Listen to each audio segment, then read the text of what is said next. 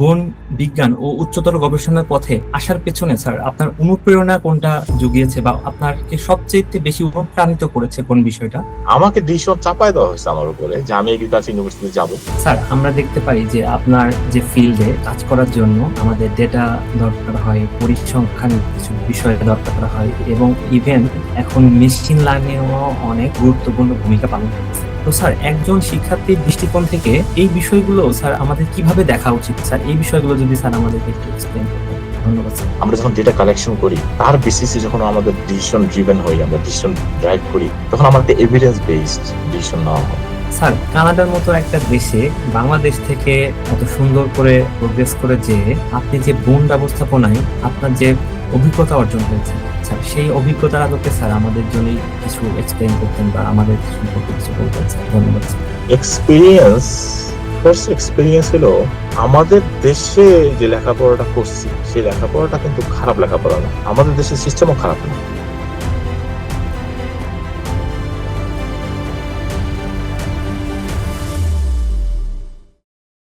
আমি মোহাম্মদ ওয়ানি ইসলাম। আমি গোপালগঞ্জ বিজ্ঞান ও প্রযুক্তি বিশ্ববিদ্যালয় থেকে পরিবেশ বিজ্ঞান ও দুর্যোগ ব্যবস্থাপনা বিভাগে অনার্স মাস্টার শেষ করেছি। এই বিজ্ঞানী.org এর সাথে অনেকদিন যাবত যুক্ত হয়েছি। আমাদের এই বিজ্ঞানী.অর্গানাইজেশন এটা একটা স্বেচ্ছাসেবী অর্গানাইজেশন, যেটা আমাদের দেশের যে উদীয়মান রিসার্চার আছে তাদের চিন্তা ভাবনাকে আমাদের দেশের প্রেক্ষাপটে এবং আমাদের দেশ থেকে যারা ভালো রিসার্চ করতেছে, যারা আমাদের দেশের অনেক সুন্দর সুন্দর সায়েন্টিস্ট আছে, তাদের সাথে আমাদের কোলাবোরেশনটা বাড়ানোর জন্য যথেষ্ট ভূমিকা পালন করে।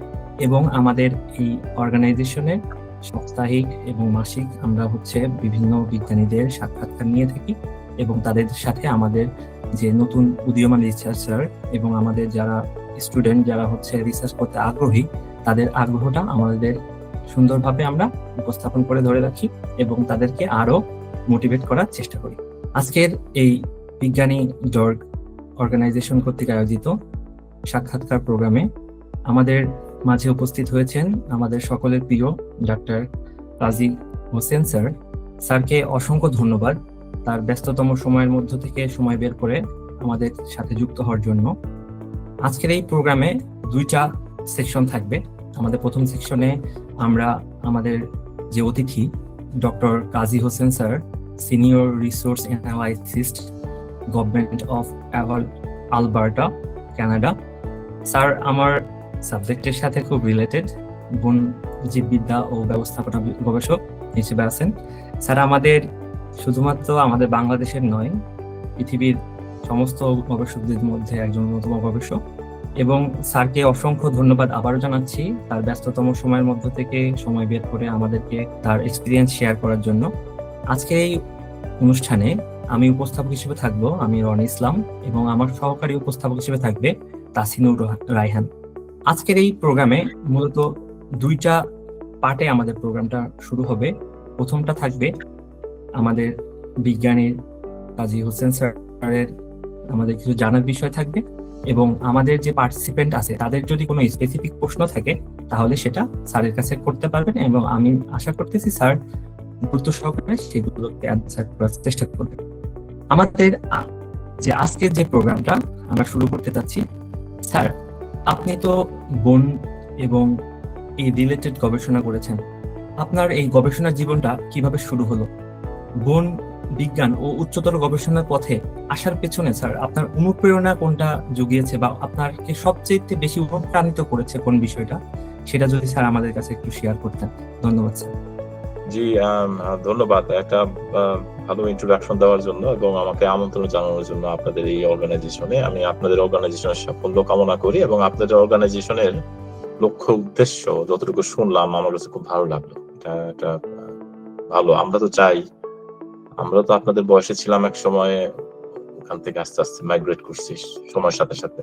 তো এই যে ইয়াং জেনারেশনের সাথে আবার একটা রিকানেক্ট হওয়া, ইয়াং রিসার্চার্স, ইয়াং জেনারেশনের সাথে ফুল অফ ড্রিমস যাদের এখনো, এদের সাথে আবার একটা রিকানেকশন হওয়া, that's a great opportunity I think. এবং আপনাদের বিজ্ঞান.org সেই সুযোগটা করে দেওয়ার জন্য আমি আসলে সত্যি ধন্যবাদ জানাই আয়োজকদেরকে।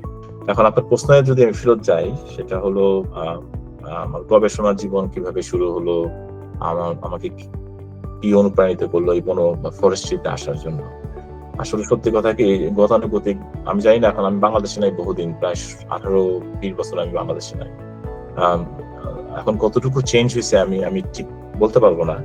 তবে আমাদের সময় যেটা হয়েছে সে নর্মাল ভাবেই ধরেন লেখাপড়ার একটা স্টাইল ছিল, ম্যাট্রিক পাস করা, ইন্টার পাস করা, ইউনিভার্সিটি অ্যাডমিশনের জন্য ট্রাই করতে করতে মাল্টিপল কয়েকটা জায়গায় অ্যাডমিশন হইলো, এখন কোনটা নিব, কোনটা থেকে কোনটা নিব। তো সেখানে আসলে আমি আমার গ্রাজুয়েশন শেষ করছি এগ্রিকালচার ইউনিভার্সিটি ময়মনসিংহ। তো ওখানে যাওয়ার পিছনে উদ্দেশ্য ছিল হলো চট্টগ্রামে গেলাম না কেন, শাহজালালে গেলাম না কেন, অথবা ধরেন ইয়াতে গেলাম, প্রযুক্তি বিশ্ববিদ্যালয়গুলো ছিল ওগুলোতে, ওখানে গেলাম না কেন, ঢাকা ইউনিভার্সিটিতে একটা সাবজেক্ট হয়েছিল, ওখানে গেলাম না কেন, এগ্রিকালচারে আসলাম কেন। এগ্রিকালচারে আসার উদ্দেশ্য ছিল কি, এখন যেটা বাংলাদেশের আর্থসামাজিক বাস্তবতা, সেটা হলো আমি কিন্তু মেইনলি ঢাকায় মানুষ।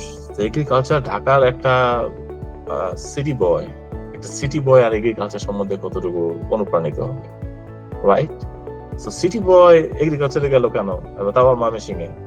বাংলাদেশের আর্থসামাজিক অবস্থা, আমার বড় ভাই পাশ করছে ঢাকা ইউনিভার্সিটি থেকে, এবং তার জব পাওয়ার ক্ষেত্রে সে স্ট্রাগল করতেছে।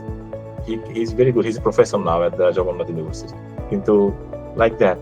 সো উনি বললো যে ডিসিশন কিন্তু আমার না, বাংলাদেশে আসলে আমরা ডিসিশন নিতে পারি না, আমাকে ডিসিশন চাপাই দেওয়া হয়েছে আমার উপরে যে আমি এগ্রিকালচার ইউনিভার্সিটি যাবো। ওখানে কারণটা কি, বিকজ বাংলাদেশ ইজ যে এগ্রিকালচার বেসড কান্ট্রি, এবং অনেকগুলো রিসার্চ অর্গানাইজেশন আছে যেগুলো এগ্রিকালচার বেসড। জব অপরচুনিটি, মানে পাস করার পর বসে থাকতে হবে না, বেকারত্ব থাকবে না, দ্যাট ওয়াজ দ্য মোটিভেশন। সেই মোটিভেশন থেকে আমি এগ্রিকালচার ইউনিভার্সিটিতে আমার যাওয়া। তারপরে যেটা হয় সেটা হলো স্ট্রাগল তো থাকেই, আমার একটু ফিট হইতে একটু সমস্যা হয়েছে ওখানে। তারপর যাই হোক, আই ডিড ওয়েল, এবং তারপরে ওখান থেকে যখন শেষ করলাম, গ্রাজুয়েশন শেষ করলাম অনার্স, তখন মাস্টার্স করবো কোথায়, মাস্টার্সটা করে তারপর চাকরিতে গেলে একটা ভালো হয়। এই অবস্থায় তখন ওই যে অ্যাগ্রো ফরেস্ট্রি নামের একটা ডিপার্টমেন্ট আছে, নতুন তখন খোলা হয়েছে আর কি, বেশি দিন হয় না, 1 বছর 2 বছর এরকম, অনলি 2 ফ্যাকাল্টি মেম্বার্স, মানে তেমন কেউ নাই, এরকম একটা ইয়ে চলতেছে আর কি, খুব ইয়াং ডিপার্টমেন্ট। কতগুলো ইয়াং ডিপার্টমেন্টই তখন খোলা হয়েছিল, not only the agro forestry, biotechnology, environmental science, এরকম কতগুলো ডিপার্টমেন্ট তখন মাত্র খোলা হয়েছে আর কি। তো চিন্তা করলাম বসে বসে যে এটা নতুন, কেউ যাচ্ছে না, ওখানে যাওয়াটাই মনে ভালো হবে। তো ওখানে গেলাম, ওখানে গিয়ে পড়তে গিয়ে ইন্টারেস্টিং পার্ট, এগ্রিকালচারের গ্রাজুয়েট, ফরেস্ট্রি সম্বন্ধে কিন্তু কিছু আমাদের পড়াশোনা হয় না। তো অ্যাগ্রো ফরেস্ট্রির মোটিভেশনটা কি আসলে? অ্যাগ্রো ফরেস্ট্রির মোটিভেশনটা হলো বাংলাদেশে শুধু ইন্টেন্সিভলি যদি এগ্রিকালচার ম্যানেজ করি, ফরেস্ট্রিটাকে যদি বাদ দেই, অথবা ফরেস্ট্রিকে যদি আলাদাভাবে ম্যানেজ করি, তাহলে এগ্রিকালচার আলাদাভাবে ম্যানেজ করলাম, ফরেস্ট্রিকে আলাদাভাবে ম্যানেজ করলাম, দুইটাই বাংলাদেশের আর্থসামাজিক অবস্থায় লিমিটেড ল্যান্ড বেজের মধ্যে ওয়ার্কআউট করে, এবং আমাদের ফরেস্ট্রি রিসোর্স দিনে দিনে ডিপ্লিটেড হচ্ছে, হ্যাঁ, due to the population pressure and other things.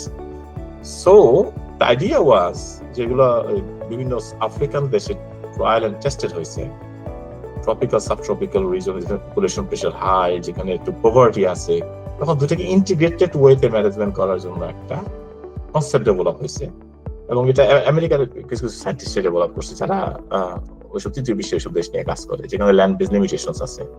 তো কনসেপ্টটা কিন্তু খুবই ভালো, এবং আমার কাছে খুব ভালো লাগছে।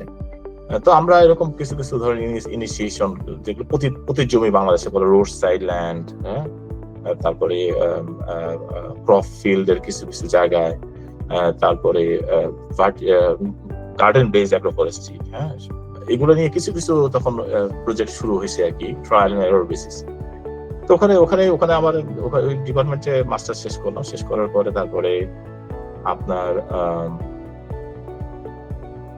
আসলে তো ফরেস্ট্রি, তো আমাদের যে কোর্স গুলো করানো হয়েছে, যেমন সিলভিকালচার ছিল কোর্স, তো দেখলাম আসলে সেরকম ভাবে আসলে ইন ডেপথ জানাটা বা বোঝাটা আমাদের আসলে নাই, আমাদের সেটা এক্সপিরিয়েন্সও নাই, সেরকম এক্সপার্টিসও নাই।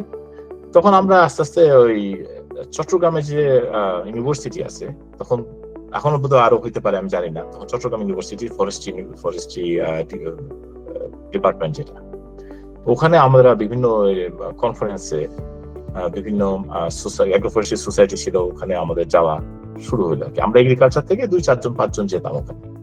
তো গিয়ে তখন দেখলাম ইন্টারেস্টিং ফ্যাক্ট, ওনাদের ফ্যাকাল্টি মেম্বারদের সাথে তখন আমাদের একটা যোগাযোগ শুরু হইলো, একটা ইন্টারাকশন শুরু হইলো। সেই ইন্টারাকশনে দেখলাম ওনারা এগ্রিকালচার সম্বন্ধে কিছু জানে আর আমরা ফরেস্ট্রি সম্বন্ধে কিছু জানি। তো তো তখন ওনারা করলো কি, আমাদেরকে কয়েকজনকে নিয়ে আমাদেরকে বেশ একটা ট্যুর দিল আর কি, এই যে চট্টগ্রাম হিল ট্র্যাক্ট ওই জায়গায়। আর ময়মনসিংহে যেহেতু শাল ফরেস্টটা আমাদের কাছাকাছি, গাজীপুরের যে শাল ফরেস্ট, ওখানে তো আমরা যেতাম। তবে সিলেটের যে টি গার্ডেন আছে ওইসব জায়গাগুলোতে তো আমাদের ট্যুর হয়েছে। তো চট্টগ্রামটা বাকি ছিল, চট্টগ্রামের ফরেস্ট্রি ব্যাগ, এবং ওটাই কিন্তু মেইন ইনস্টিটিউট চট্টগ্রামের তখন। তারপর আস্তে আস্তে শাহজালাল ইউনিভার্সিটি ওগুলোতে হয়েছে। তো ওখানে গেলাম, ওখানে ঘুরলাম, দেখলাম।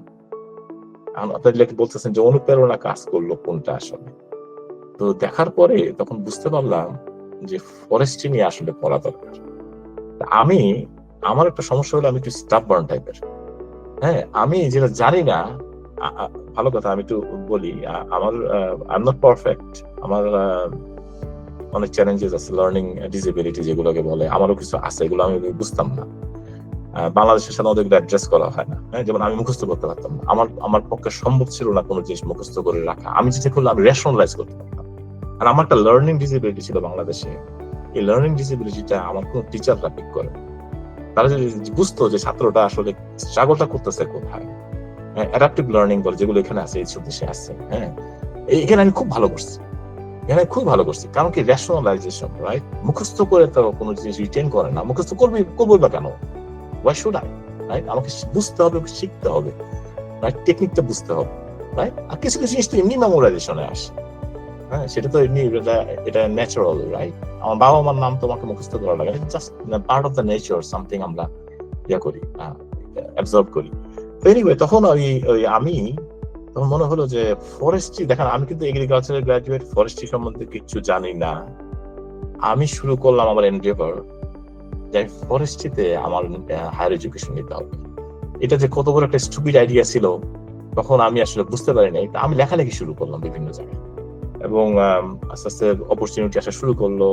প্রথম টার্গেট করলাম জাপান যেতে হবে, মনু কাকাবসু। তখন আমাদের এখানে একটা হট কেক ছিল, মনু কাকাবসু স্কলারশিপ, জাপানে গেলেই হলো। তারপরে আমি চিন্তা করলাম যে আচ্ছা, জাপানে ট্রাই করতেছি ভালো, বরং ওয়েস্টার্ন কান্ট্রিজ, আমেরিকা যেটা আছে, কানাডা, তারপর অস্ট্রেলিয়া, জার্মানিতে দাদা একটা স্কলারশিপ ছিল আমাদের, মনে করে আমরা ফাঁসি হয়ে গেছি খুব। তো কয়েকটা জায়গায় আমি করলাম। তো প্রথম অপরচুনিটিটা চলে আসলো কানাডা থেকে, ফরেস্ট্রি ডিপার্টমেন্ট থেকে। আমি রেসপন্স পেলাম, খুব পজিটিভ রেসপন্স। তো ওটা করতে থাকলাম। পরে ওইটাই ফার্স্ট, ওইটা ভিসা অ্যাপ্লাই করলাম, যেগুলো হয় আর কি, অ্যাডমিশন নিলাম, ভিসা অ্যাপ্লাই করলাম, হয়ে গেল। পরে এখানে আসার পরে ফার্স্ট সেমিস্টারের পরে আমার অস্ট্রেলিয়ানটা হয়ে গেল, ওটা খুব ভালো ল্যাব ছিল, ইকোফিজিওলজি ল্যাব। তারপর বোধহয় জার্মানিটাও বোধহয় এরকম একটা পজিটিভ একটা ছিল, আমার ঠিক আমার মনে নেই। আরেকটা ল্যাবে ওখানেও আমার হয়ে গেল। হ্যাঁ, এরকম। তা আমি আর ওইগুলো জানি, কানাডায় আলটিমেটলি করছি, সেটেল করছি। তো এই জিজ্ঞাসা করছি অনুপ্রেরণাটা কাজ করছে কি, অনুপ্রেরণাটা কি জানেন? আসলে সত্যি কথা বলি, প্রথম কথা হলো আমি চট্টগ্রাম ইউনিভার্সিটির ফরেস্ট্রি ডিপার্টমেন্টের প্রতি কৃতজ্ঞ। কারণ ওই ট্যুরটা করাতে, ওই যে হিল ট্র্যাক্ট ফরেস্ট্রি, এবং তারা যেভাবে বিভিন্ন ফরেস্ট রেঞ্জ গুলো আছে, আমার মেমোরি লস হয়েছে। এবং ওখানে কিছু কিছু ফ্যাকাল্টি মেম্বারের সাথে কথা বলার পর, ওনারা সব বাইরে পড়াশোনা করছেন। আমার কাছে তখন এইটা একটা ট্রিগারিং পয়েন্ট হিসেবে কাজ করছে যে আমি জানি না এবং আমাকে জানতে হবে, আমাকে শেখা দরকার। তো শেখা দরকার, এই হিসাবে এইটাই আমাকে মোটিভেট করছে। এবং মোটিভেট করার পরে এই যে বাইরে আসা, এবং বাইরে আসার পর তারপরে বুঝতে পারলাম আসলে আমি কোন জায়গায় পা দিছি। ইটস নট অনলি ফরেস্ট্রি, এখানে temperate forest, right? Totally northern হেমিস্ফিয়ারে। আমি যদি একটু রিলেটেড কোথাও যেতাম, যেখানে আমি স্পিসিস গুলো চিনি অন্তত, রাইট, যে আমাদের tropical subtropical species, same species, অথবা একটু এটা টোটালি ডিফারেন্ট। এবং এমন জায়গায় আসলাম, পরে যখন কোর্স নেওয়া শুরু করলাম ইউনিভার্সিটিতে, এবং বিভিন্ন জায়গায় যাওয়া, ট্যুর করা, রাইট, ও মাই গুডনেস, তখন আমি বুঝলাম যে আসলে what kind of battle I was up to. But anyway, আপনাদের সবার দোয়ায়, আল্লাহর রহমতে, মানে again same thing, keep at it.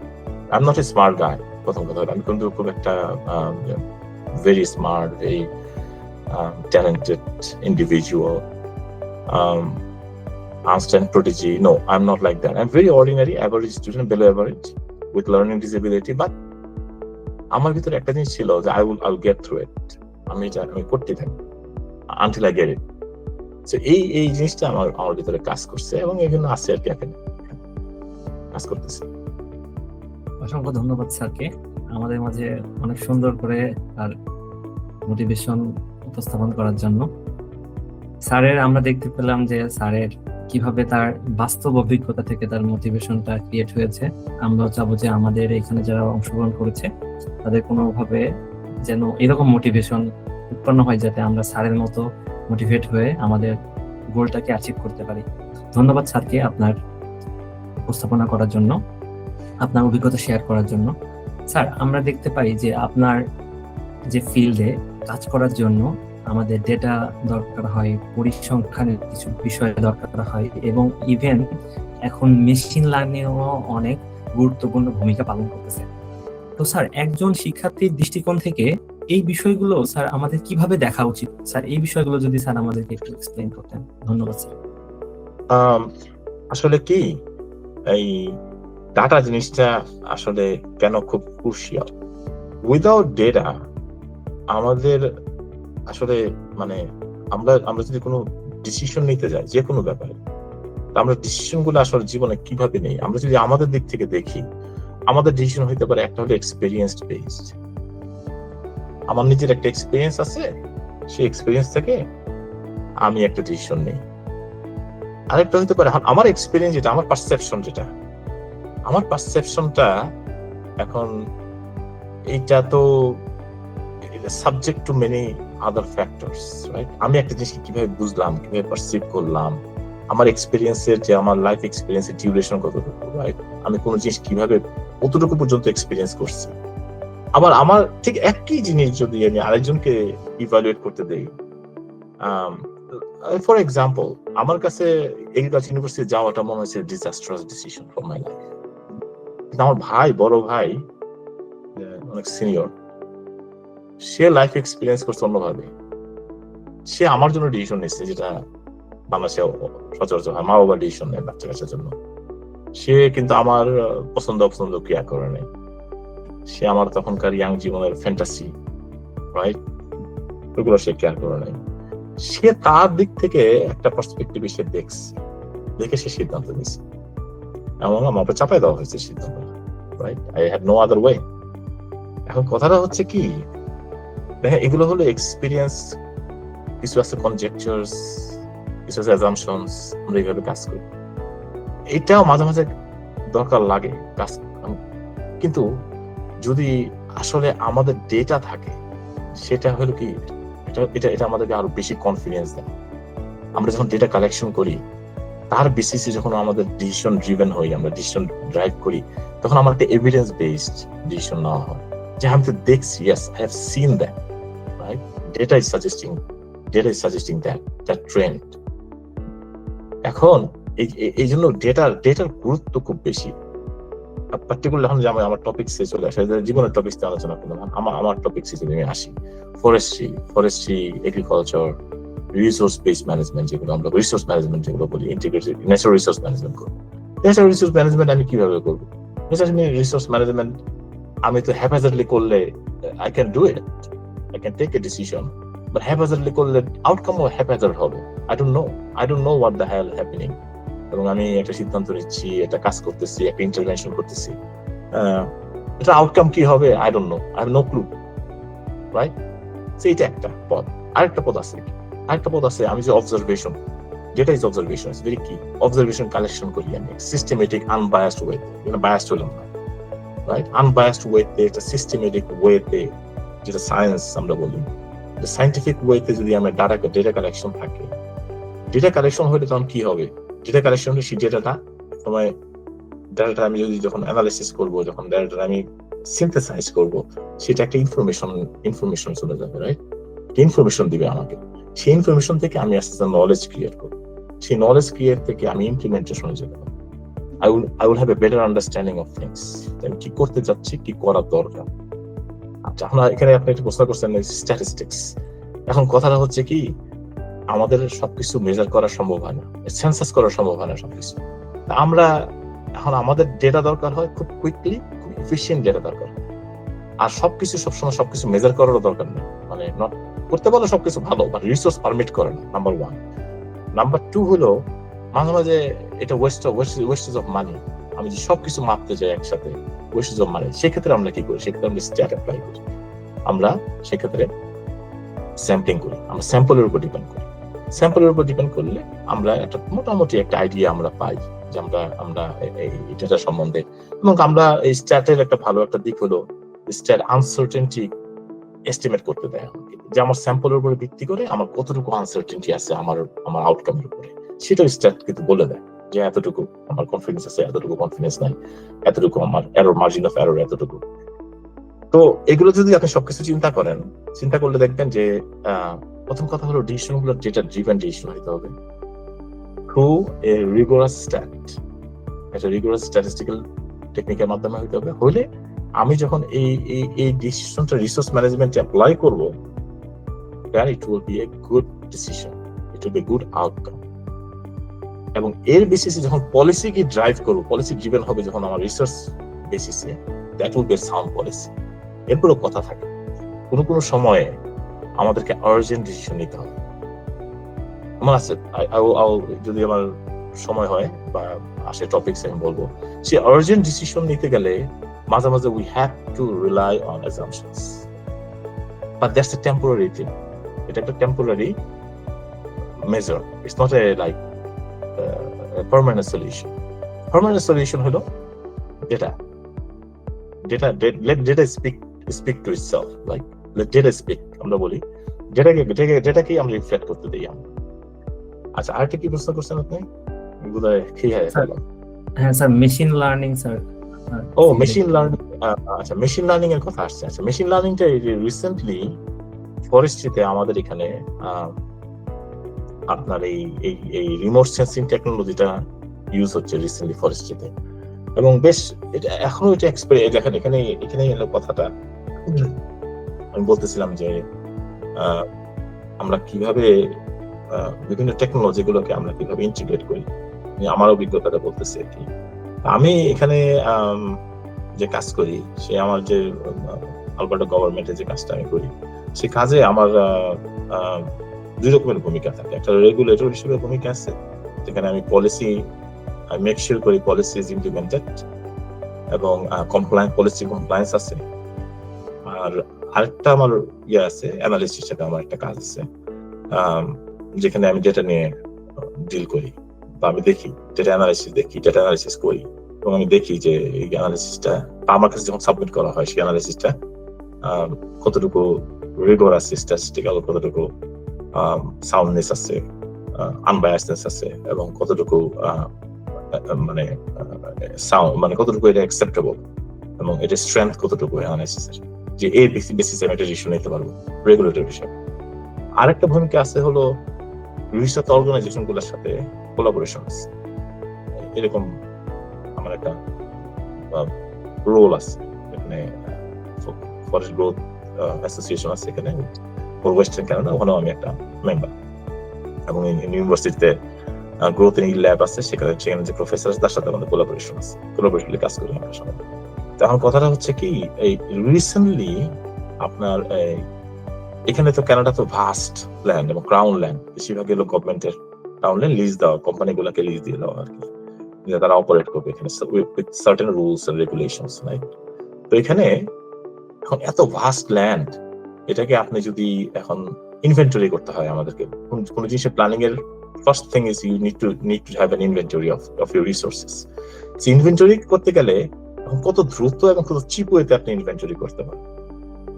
তো it depends what kind of technique you are applying, right?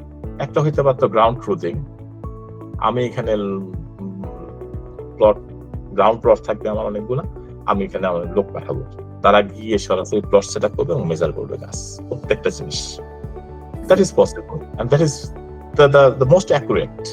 আমি যদি ডেটা চাই সেটা হবে। আরেকটা হতে পারে কি আপনার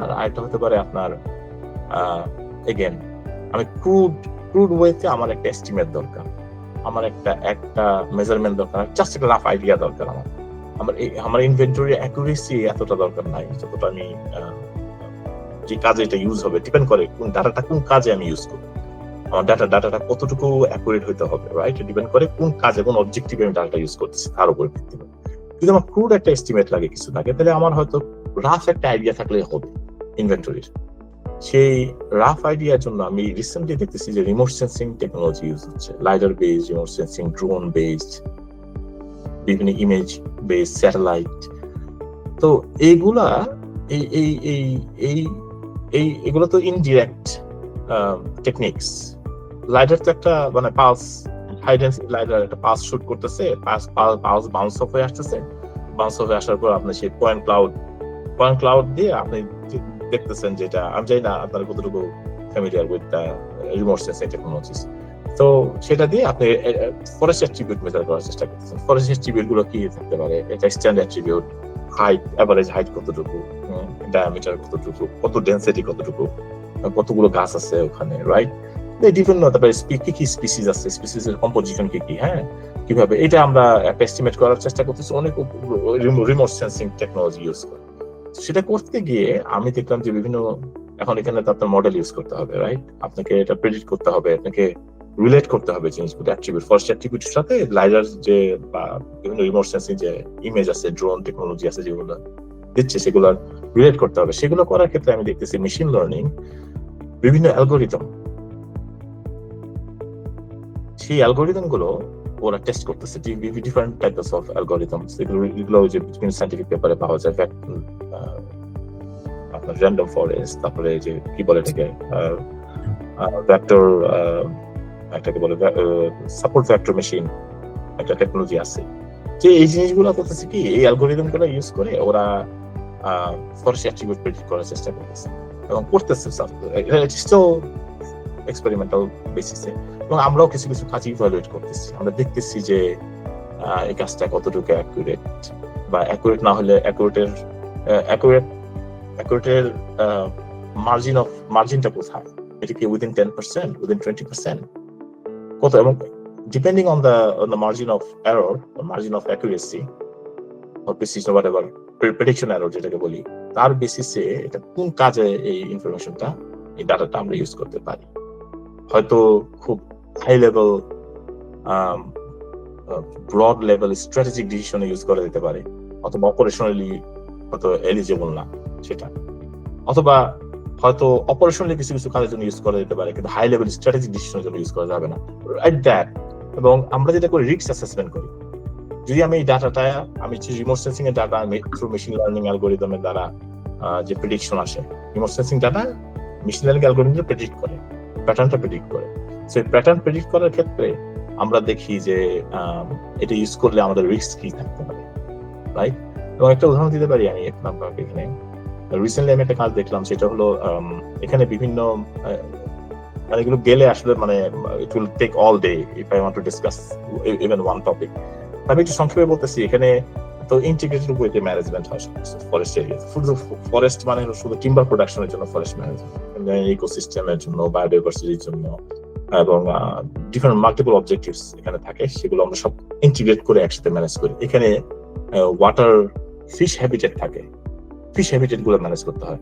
স্ট্রিম থাকে এখানে, ফরেস্টের মধ্যে বিভিন্ন স্ট্রিম প্রবাহিত হচ্ছে, ট্রিবিউটারিজ থাকে, ছোট ছোট চ্যানেল থাকে, কিছু আছে টেম্পোরারি সিজনাল ট্রিবিউটারিজ বলি আমরা এগুলো। মানে মনে করেন এটা হলো পার্মানেন্ট না, রাইট? একটা সময় বৃষ্টি হলো, একটা ট্রিবিউটারি একটা চ্যানেল, ওয়াটার চ্যানেল একটা ফ্লো করতেছে, এটা কিন্তু আবার শুকায় যায়, হ্যাঁ? কিন্তু শুয়ে গেলে হবে কি, এখন এই যে এখানে তো এখানে আমাদের ফরেস্ট্রি অ্যাক্টিভিটিটা আমাকে তো এগুলো আইডেন্টিফাই করতে হবে, ফরেস্ট্রি অ্যাক্টিভিটি এখানে রেস্ট্রিক্ট করতে হবে, কারণ এখানে কিন্তু অন্যান্য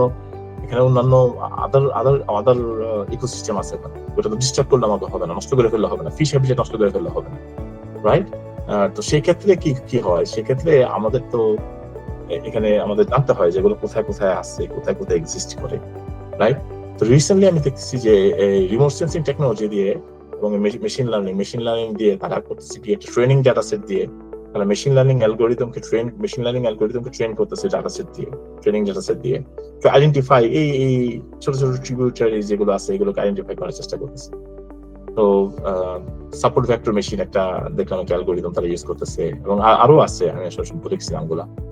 তো এবং পরে করতেছে কি, এটাকে অ্যাপ্লাই করতেছে generally after you train your model, তারপর তারা জেনারেলি অ্যাপ্লাই করতেছে, অ্যাপ্লাই করার পর তারপরে দেখতেছে যে কোন কোন জায়গায় তারা এগুলো আইডেন্টিফাই করতে পারছে সাকসেসফুলি, কোন কোন জায়গায় আইডেন্টিফাই করতে পারেনি। তো এটা জাস্ট একটা এক্সাম্পল দিলাম, একটা রিমোট সেন্সিং এর এবং মেশিন লার্নিং এর একটা ভেরি গুড ইউজ, খুব কুইকলি এবং খুব ইফিসিয়েন্টলি। এবং এই যে যখন তারা এই জিনিসটা যদি আমরা করতে পারি, আইডেন্টিফাই করতে পারি, তখন সহজে আমরা যদি নিজেদের কাছে নিজেদের কনফিডেন্স থাকে যে এক্সেলেন্ট, আমরা তো এটা within 10% error, within 20% error, we identified everything on the land base, the vast land base, right? So very quickly, then we can use that information with the data in management planning, and this is forest management planning আমরা use করতে পারি। Sir অসংখ্য ধন্যবাদ। Sir অনেক সুন্দরভাবে আমাদেরকে explain করেছেন কিভাবে একটা স্পেসিফিক বা র্যান্ডম ডেটা থেকে আমরা কিভাবে ইনফরমেশন গেইন করতে পারি, কিভাবে সেখান থেকে আমাদের নলেজটা এনরিচ করতে পারি, এবং সেই নলেজটাকে কিভাবে আমরা ইমপ্লিমেন্ট করতে পারি সেটাকে আমাদেরকে সুন্দরভাবে বুঝিয়েছেন স্যার। আশা করতেছি আমরা যারা অংশগ্রহণ করেছেন তাদের সবারই এই সম্পর্কে আগ্রহ অনেক গুণে বেড়ে গিয়েছে। স্যারকে অসংখ্য ধন্যবাদ এত সুন্দর করে এক্সপ্লেইন করার জন্য। স্যার আমাদেরকে আরো দেখিয়েছেন কিভাবে আমরা মডেলিং করতে পারি এবং সেই মডেলিং দিয়ে আমরা কিভাবে প্রেডিকশন করতে পারি, এবং এই বিষয়গুলো স্যার আমাদেরকে অনেক সুন্দরভাবে বুঝিয়েছেন। স্যারকে আরো অসংখ্য ধন্যবাদ। স্যার আমরা তো জানি সবাই, আমাদের যারা বাইরের দেশে পড়াশোনা করতে যেতে চাই তাদের অনেকেরই ড্রিম কান্ট্রি হচ্ছে কানাডা। আপনি তো স্যার আমাদের এইখানে কানাডাতে আমাদের বাংলাদেশের হয়ে একজন প্রতিনিধি করতেছেন, সেটা আমাদের জন্য অবশ্যই গর্বের বিষয়। আমরা গর্বিত আপনার জন্য যে আমাদের বাংলাদেশে একজন কানাডার মতো দেশের একজন সিনিয়র অ্যানালাইসিস্ট হিসেবে কর্মরত আছেন। স্যার কানাডার মতো একটা দেশে বাংলাদেশ থেকে এত সুন্দর করে প্রোগ্রেস করে যে আপনি যে বন ব্যবস্থাপনায় আপনার যে অভিজ্ঞতা অর্জন হয়েছে, স্যার সেই অভিজ্ঞতার আলোকে স্যার আমাদের জন্য কিছু এক্সপ্লেইন করতেন বা আমাদের সম্পর্কে কিছু বলতেন স্যার। ধন্যবাদ স্যার।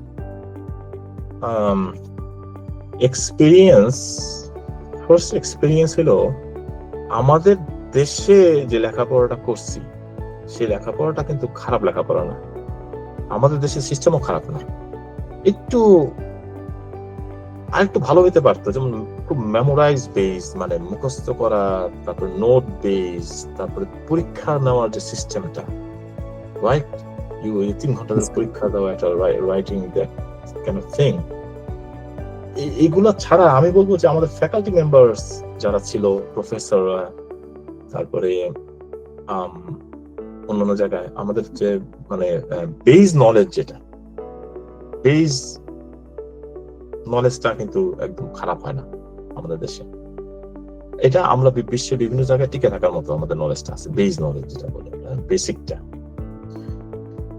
কিছু কিছু জায়গায় আমাদের ডিফিসিয়েন্সি আছে এবং সেটা থাকবেই। তো এখানে আসার পর আমার যেটা প্রথম অভিজ্ঞতা হলো, অফকোর্স আই ডিড ওয়েল। এখানে স্ট্রাগল ছিল 100%। স্ট্রাগল গুলা হয়েছে যতটুকু না ল্যাঙ্গুয়েজ ব্যারিয়ারের জন্য হয়েছে। ফার্স্ট অফ অল ল্যাঙ্গুয়েজ একটা ব্যাপার আসার পরে, বাট এটা কাটায় ওঠা যায়, মানে ইটস নট দ্যাট ডিফিকাল্ট। আর আমাদের সময় আমি কথা বলতেছি কি 17-18 বছর আগে, দ্যাট টাইম আমাদের ইন্টারনেট কতটুকু প্রিভিলেজ ছিল আমরা। তারপরে আমাদের চ্যাট জিপিটি টিপিটি এগুলো ছিল না আমাদের। Just at that time phone বোধহয় সেলফোন আসতেছে মার্কেটে, রাইট? আমরা হলো ওই জেনারেশন। তো এই যে ফোনের মধ্যে ইন্টারনেট, ফোনে এরকম তো এগুলো তো নাথিং এক্সিস্টেন্ট। তারপরও সো সো টেকনোলজিক্যালি যে একটা ল্যাবস একটা গ্যাপস তো ছিলই। তারপরে এখানে আসার পর যে মানে নেওয়া ইয়ে করা বিভিন্ন আমার একটা এক্সপিরিয়েন্স। অন্যান্য চ্যালেঞ্জেস গুলো একটা ছেলে যখন এখানে পড়তে আসে, বা আমি যদি আমার দিকটা দেখি, cultural shock first, second thing is environmental adjustment. এখানে প্রচন্ড ঠান্ডা, আমি আমার জীবনে এরকম ঠান্ডা এক্সপিরিয়েন্স করিনি। আমি প্রথমে আমি এয়ারপোর্ট থেকে যখন আমার মনে পড়ে প্লেন ল্যান্ড, আমি জানুয়ারি মাসে আসছি, প্লেন ল্যান্ড করতেছি, আমি দেখতেছি সাদা সাদা বরফ, কি সুন্দর, oh my goodness, like beautiful country of God, আমার কাছে এরকম মনে হয়েছে। At that time my feelings, আমার ফিলিংস গুলো ঠিক এরকম ছিল। প্লেন থেকে নামছে, তুষারে ঢাকা বরফ, man, like.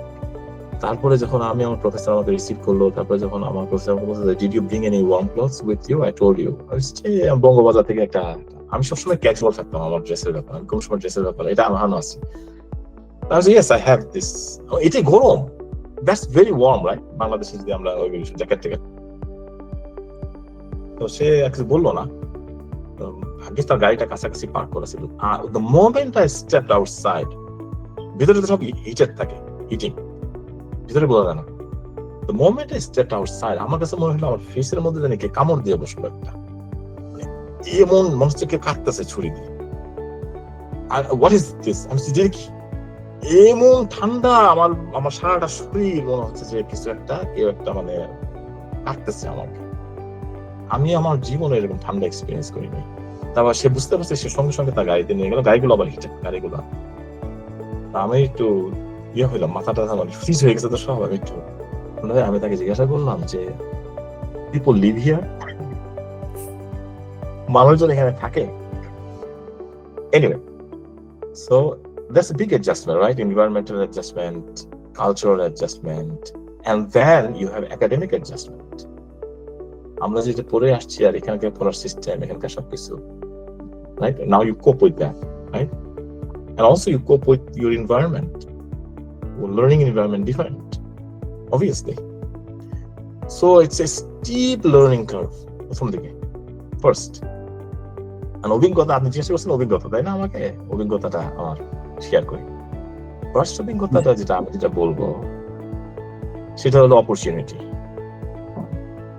You can learn anything you want and everything you want, you are free. আমার ফার্স্ট এক্সপিরিয়েন্স, আমার যেটা আমাদের কন্ট্রাস্ট করতেছি আমি এখন, সেটা হলো বাংলাদেশে, with all due respect to my professors and everyone, bossing টাইপের একটু সিস্টেম, একটু বসিং টাইপের। যেমন প্রফেসর যা বললো তাই, রাইট? একটু স্টুডেন্ট মানে হলো জি স্যার, হ্যাঁ স্যার। তারপরে কিভাবে এটা ব্যাখ্যা করি আসলে আমি, kind of like you are my slave, right? I'm your teacher. Hey, you know what? You got to listen to me, right? A little bit of এখানে কমান্ডিং একটা ইয়া থাকে, একটা রিলেশনশিপ টিচার আর স্টুডেন্টের মধ্যে, এবং স্টুডেন্টরা খুব সাবমিসিভ থাকে, রাইট? এখানে ট্রাস্ট মি, ফার্স্ট থিং হলো এখানে এগুলো নাই, এখানে collaborative relationship. It's a learning environment. His job is to teach you and your job is to learn. It's a collaboratively we work together.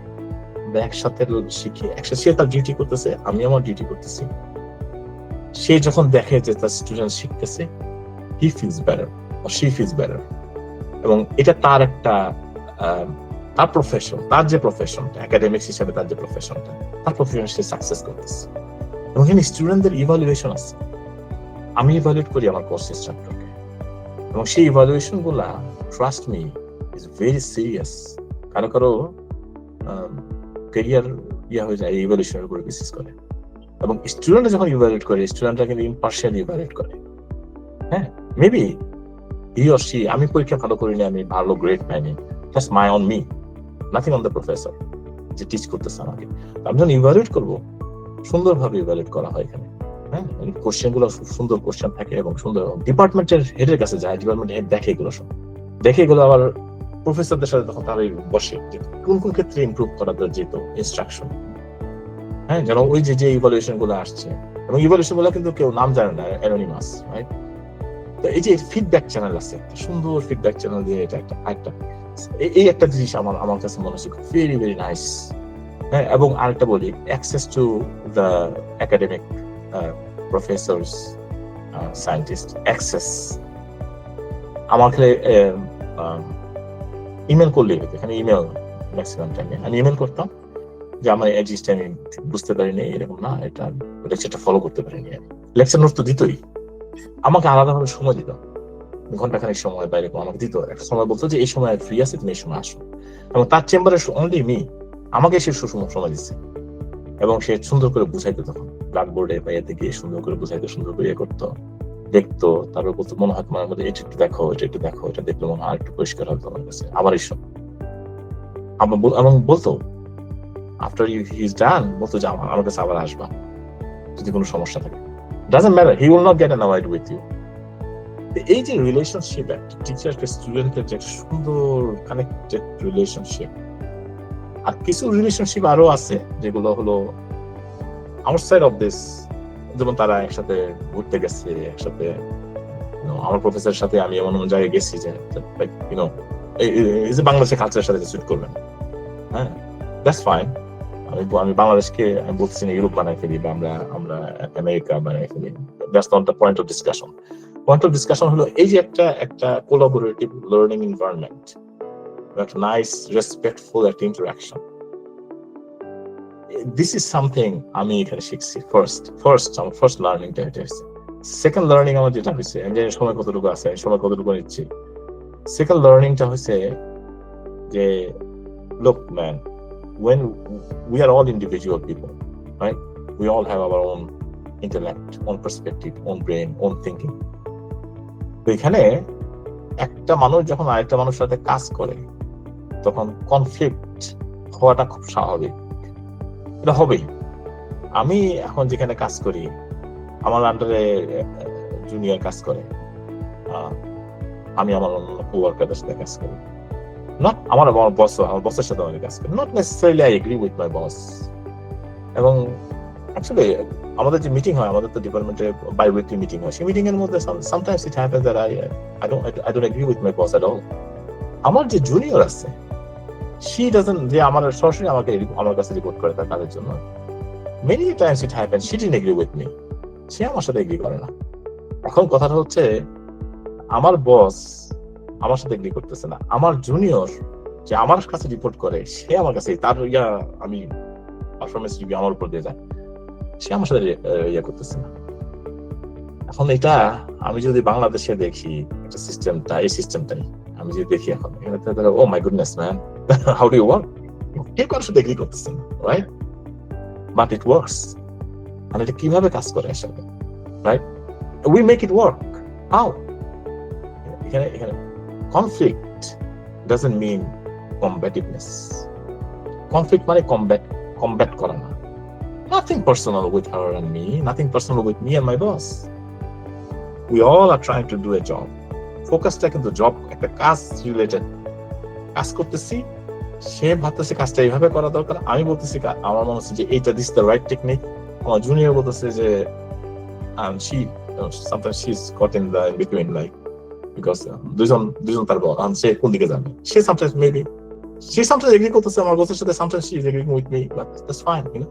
But in a nice way আমরা কিন্তু একটা জায়গায় আসছি, আমরা ডিসকাশন করতেছি, আমরা বুঝতেছি, এবং মাঝে মাঝে হয় মাঝে মাঝে যে I am wrong, I was wrong, আমার জুনিয়রটা রাইট ছিল, ইট হ্যাপেন মেনি টাইমস। এবং যখন এই যে এখানে কিন্তু এই জিনিসটা কিন্তু আমি বলার চেষ্টা করতেছি কি, এখানে এই যে একটা ফ্রিডম আছে, রাইট? এই যে আমার জুনিয়র যে ভয়েস করলো, যে সে মনে no I think like it should be like this, I don't agree, like এই যে একটা ভয়েস, এই ভয়েসটা যে আমি দমাই দিলাম, সাইড করলাম, শুনলাম, এবং আমি দেখলাম, তারপরে আমার বসের সাথে আমার ডিসএগ্রিমেন্ট, আমি ওটাও দেখলাম, আমার যে এরকম হয়েছে যে I have to think over, you know what, maybe you guys are right, হ্যাঁ, এই যে জিনিসটা, অথবা মাঝে মাঝে এরকম হয়েছে বসে বলছে যে I think you are right, বসে বলছে, বসের নিজের ওপিনিয়ন শেষ, বলছে maybe you are right, I agree with you. এই যে জায়গাটা কনফ্লিক্ট থেকে একটা জায়গায় আসা সুন্দর করে এবং একটা কাজ সুন্দরভাবে এলিগেন্টলি করা, এটা আমার একটা সেকেন্ড এক্সপিরিয়েন্স। আরেকটা এক্সপিরিয়েন্স আছে আমি একটু বলতে চাই, যেটা আমি কিন্তু বহুদিন যাবত বাংলাদেশে নাই, সুতরাং আমি জানি না বাংলাদেশের কারেন্ট কন্ডিশনটা কি আর কি। এখানে যে আমরা কাজ করি না, আমাদের যে একদম হাইয়েস্ট লেভেলের থাকে যে মন্ত্রী, মিনিস্টার, তো মিনিস্টারের সাথে তো সচরাচর দেখা হয় না। ডেপুটি মিনিস্টার আমাদের অফিসে কাজ করে, মানে উপমন্ত্রী বলে বাংলাদেশে যেগুলো। আমি বুঝতেই পারি না যে এই লোকটা deputy minister. We are crossing each other day by day. আমি পা তুলে আমার যে লাউঞ্জ আছে, লাউঞ্জে বসে আমি কফি খাচ্ছি, আমি জানতামই সে কতবার গেছে আমার পাশ দিয়ে। I didn't know even he is the deputy minister. আর যখন জানছি তখন it didn't change anything. এখানে আমাদের যে এক্সিকিউটিভ ডিরেক্টর আছে, এক্সিকিউটিভ ডিরেক্টর মাঝে মাঝে তার আশা লাগে আমাদের, সে এরকম কখনো হয় না এখানে যে সেটা বেল টিপবে আর পিয়ন আসবে আর বলবে স্যারকে সালাম দাও, এগুলো আমি দেখি বাংলাদেশে, এগুলো নাই। তার দরকার সে আমার কাছে আসে, অথবা যে খুব ব্যস্ত থাকে টিম মেসেজ আছে আমাদের, টিম মেসেজ করে জিজ্ঞাসা করে মেসেজ। কখনো এরকম হয় না আমাকে ডাকে, এরকম হয় না, সে আসে জিজ্ঞাসা করে কিরকম আমার পার্সপেক্টিভ কি, যদি দরকার নেই পলিসি ডিসিশনের জন্য। কোনো সময় থাকলে আমরা মিটিং করি, একসাথে মিটিং করে আমরা করি। কিন্তু এখানে এই জিনিসটা নাই। আমার জুনিয়রের কাছে কখনো আমরা এরকম করি না যে হ্যাঁ আমি যাই, আমার ডিরেক্টর যে সে আমার কাছে আসে, আমি তার কাছে যাই। এখানে ওপেন ডোর পলিসি, এভরিথিং ওপেন, একটা সুন্দর ওয়ার্কিং, এই যে ওয়ার্ক এনভায়রনমেন্টটা সো ক্রুশিয়াল। এখানে third experience is work environment, এবং এখানে ওয়ার্ক এনভায়রনমেন্টটা এভরিওয়ান থ্রাইভস, এরকম একটা ব্যবস্থা করে রাখছে সবাই থ্রাইভ করতে পারে একটা ওয়ার্ক এনভায়রনমেন্টে, এনজয় করতে পারে একটা ওয়ার্ক এনভায়রনমেন্ট। এখানে আমাদের কোনো রকমের জ্ঞান থাকে, this is another thing, third experience আমার। সো এই জন্যই মানুষ, আচ্ছা এর ভিতরে একটা কথা একটু বলে রাখা ভালো, এখানে কিন্তু অ্যাকাউন্টেবিলিটিও আছে। We are held to our task. আমাদের যেমন আমাদের কমিটমেন্ট আছে, আমাদের ট্রেনিং দেওয়া, part of the training, right? Part of the training আমরা যেমন সার্ভিস ডেলিভারি করি, আমরা যেমন responsible for, we are also held accountable. So আমাদের ইন্টারনাল অ্যাকাউন্টেবিলিটি, আমাদের নিজেদের অ্যাকাউন্টেবিলিটি আছে, আমাদের ডিপার্টমেন্টের ইন্টারনাল অ্যাকাউন্টেবিলিটিও আছে। আর এগুলো everything is nicely worked out, nice system করা আছে। আরেকটা কথা, এই এনিওয়ে আমি মনে হয় শর্ট করি, কারণ টাইম আমি বুঝতেছি না কতটুকু আছে। আর তো these are the experiences that I have, very positive experience. আমি বাংলাদেশে হচ্ছে কি আমি বহুদিন যাবত teachers, so I don't know what is the reality on the ground, কিভাবে এখন ওয়ার্ক কালচার কেমন বাংলাদেশে, বা এগুলো চেঞ্জ হয়েছে কিনা। আমি তো ওল্ডার জেনারেশন, তো ইয়াঙ্গার জেনারেশন কিভাবে কাজ করতেছে আই ডোন্ট নো। এনিওয়ে, ধন্যবাদ স্যারকে। স্যার অসম্ভব সুন্দরভাবে বুঝিয়েছেন, এবং আমরা অনেক সুন্দরভাবে শিখতে পেরেছি যে কানাডাতে একটা ওয়ার্কিং এনভায়রনমেন্ট আছে সুন্দর, যেখানে কোলাবোরেটলি কাজ করা যায়। এখানে সিনিয়র জুনিয়র একটা ভালো সম্পর্ক আছে, এবং সিনিয়র যেমন জুনিয়রকে শেখায়, তেমনি জুনিয়রদেরও কোনো মতামত থাকলে সেটা সিনিয়ররা রেসপেক্টিভলি গ্রহণ করে এবং সেই অ্যাসেসমেন্টটা অনেক সুন্দরভাবে উপস্থাপন করতে পারে। ধন্যবাদ স্যারকে এত সুন্দরভাবে বোঝানোর জন্য। স্যার, আমরা যদি আপনার গবেষণাগুলো দেখি, তাহলে কয়েকটা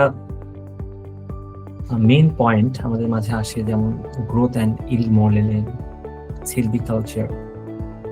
স্যার, এই দুটি ধারণা ভবিষ্যতে টেকসইগত বন ব্যবস্থাপনায় কেন গুরুত্বপূর্ণ, একটু যদি স্যার এক্সপ্লেইন করতেন। ধন্যবাদ স্যার। আমি হলাম এটা উত্তর দিতে গেলে আমাকে একটু গোড়ায় যেতে হবে। এখন আমি একটু টাইমের দিকে খেয়াল রাখতেছি। এখানে এই যে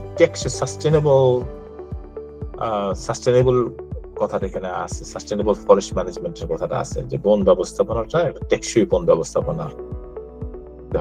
এখন টেকসই বন ব্যবস্থাপনাটা এখানে কিভাবে এনশিওর করা হয়? টেকসই বন ব্যবস্থাপনা এখানে এনশিওর করা হয় আপনার এই ফরেস্ট, এখানে ফরেস্টের এখানে আলবার্টা তো একটা ভাস্ট প্রভিন্স, যদি বাংলাদেশের I don't know, I don't have the exact stat, probably 2 times larger or 3 times larger than I don't know Bangladesh. তো এখন কথাটা হচ্ছে কি, ওখানে বেশিরভাগই হলো গভর্নমেন্টের এরিয়া, প্রাইভেট ফরেস্ট না, প্রাইভেট উডল্যান্ড আছে খুব সামান্য, এগুলো নেগলিজিবল, বাট বেশি হলো গভর্নমেন্ট ফরেস্ট। গভর্নমেন্ট ফরেস্টে বিভিন্ন কোম্পানিগুলোকে অপারেট করতে দেওয়া হয়। তো অপারেট করতে দিলে ওদেরকে আমরা বলি ফরেস্ট ম্যানেজমেন্ট এগ্রিমেন্ট এরিয়া, একটা এরিয়া ভাগ দিয়ে দেওয়া হয়, যে এরিয়াতে সে অপারেট করবে। অপারেট করতে গেলে কোম্পানিকে করতে হয় কি, কোম্পানিকে এখানে ফরেস্ট ম্যানেজমেন্ট প্ল্যান সাবমিট করতে হয় গভর্নমেন্টের কাছে, একটা প্ল্যান ডেভেলপমেন্ট ফেজ চাই। আর একটা প্ল্যান ডেভেলপমেন্ট টিম গঠন করে ফার্স্টে। এখানে টিম গঠন করতে গিয়ে এখানে কারা কারা আসে, রেগুলেটর হিসেবে আমাদের গভর্নমেন্টের প্রতিনিধি আসে, গভর্নমেন্টের বিভিন্ন এক্সপার্টিস, এসএমই বলি আমরা, সাবজেক্ট ম্যাটার স্পেশালিস্ট আসে, কেউ আছে বায়োলজিস্ট, হাইড্রোলজিস্ট, তারপরে ইকোলজিস্ট। আর আমি যেখানে আসি সেটা হলো যে গ্রোথ এন্ড ইল্ড বায়োমেট্রিশিয়ান হিসেবে আমি এই জায়গাটায় আমি আসি, গ্রোথ এন্ড ইল্ড স্পেশালিস্ট হিসেবে আমি আসি। আর কারা থাকে, আর ম্যানেজমেন্ট প্ল্যানিং টিমের এক্সিকিউটিভরা থাকে, যারা এন্টায়ার প্ল্যানার থাকে, যারা আসলে প্ল্যানটা ডেভেলপ করতেছে, কোন কোন জায়গায় কাজ হবে, কি হবে। টেকসই করবো কিভাবে, টেকসই করার ক্ষেত্রে তো আগে এখানে আমি সংক্ষেপে মানে বললে অনেক এগুলো in itself it will be like a lecture of one subject একটা কভার করা যাবে, টোটালি আমি কভার করতে চাই, বাট এনিওয়ে আমি যে সংক্ষেপে আসতেছি।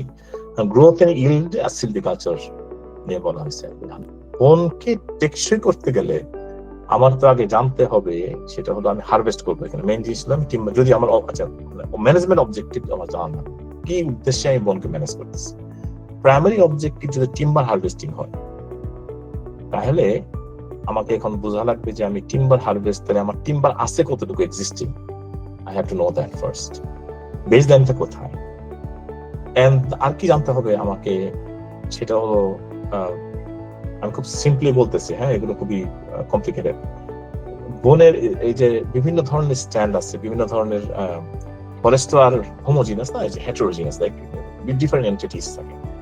তো যখন আমি জানবো, আমাকে জানতে হবে এই এন্টিটি গুলোর ডাইনামিক্সটা কি, এরা গ্রো করে কিভাবে, এরা কিভাবে একটা ফরেস্ট যখন হয়,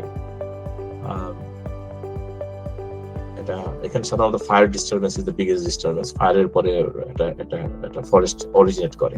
তো অরিজিনেট যখন করে, সে ডাইনামিক্সটা কি হয়, কতদূর যায়, কত বছর পর্যন্ত যায়, যাওয়ার পরে তার ডিক্লাইন হয় কখন, আলটিমেট লুকটা কেমন হয়, রাইট? এই জিনিসগুলা আমাদেরকে বোঝা লাগবে। বুঝলে তখন আমি তার ইল পটেনশিয়াল সম্বন্ধে জানতে পারবো। আর এটা আমি কিভাবে বুঝবো, আর এরকম আমি কি আর কি সম্ভব? আমি একটা সিম্পল উদাহরণ দিচ্ছি।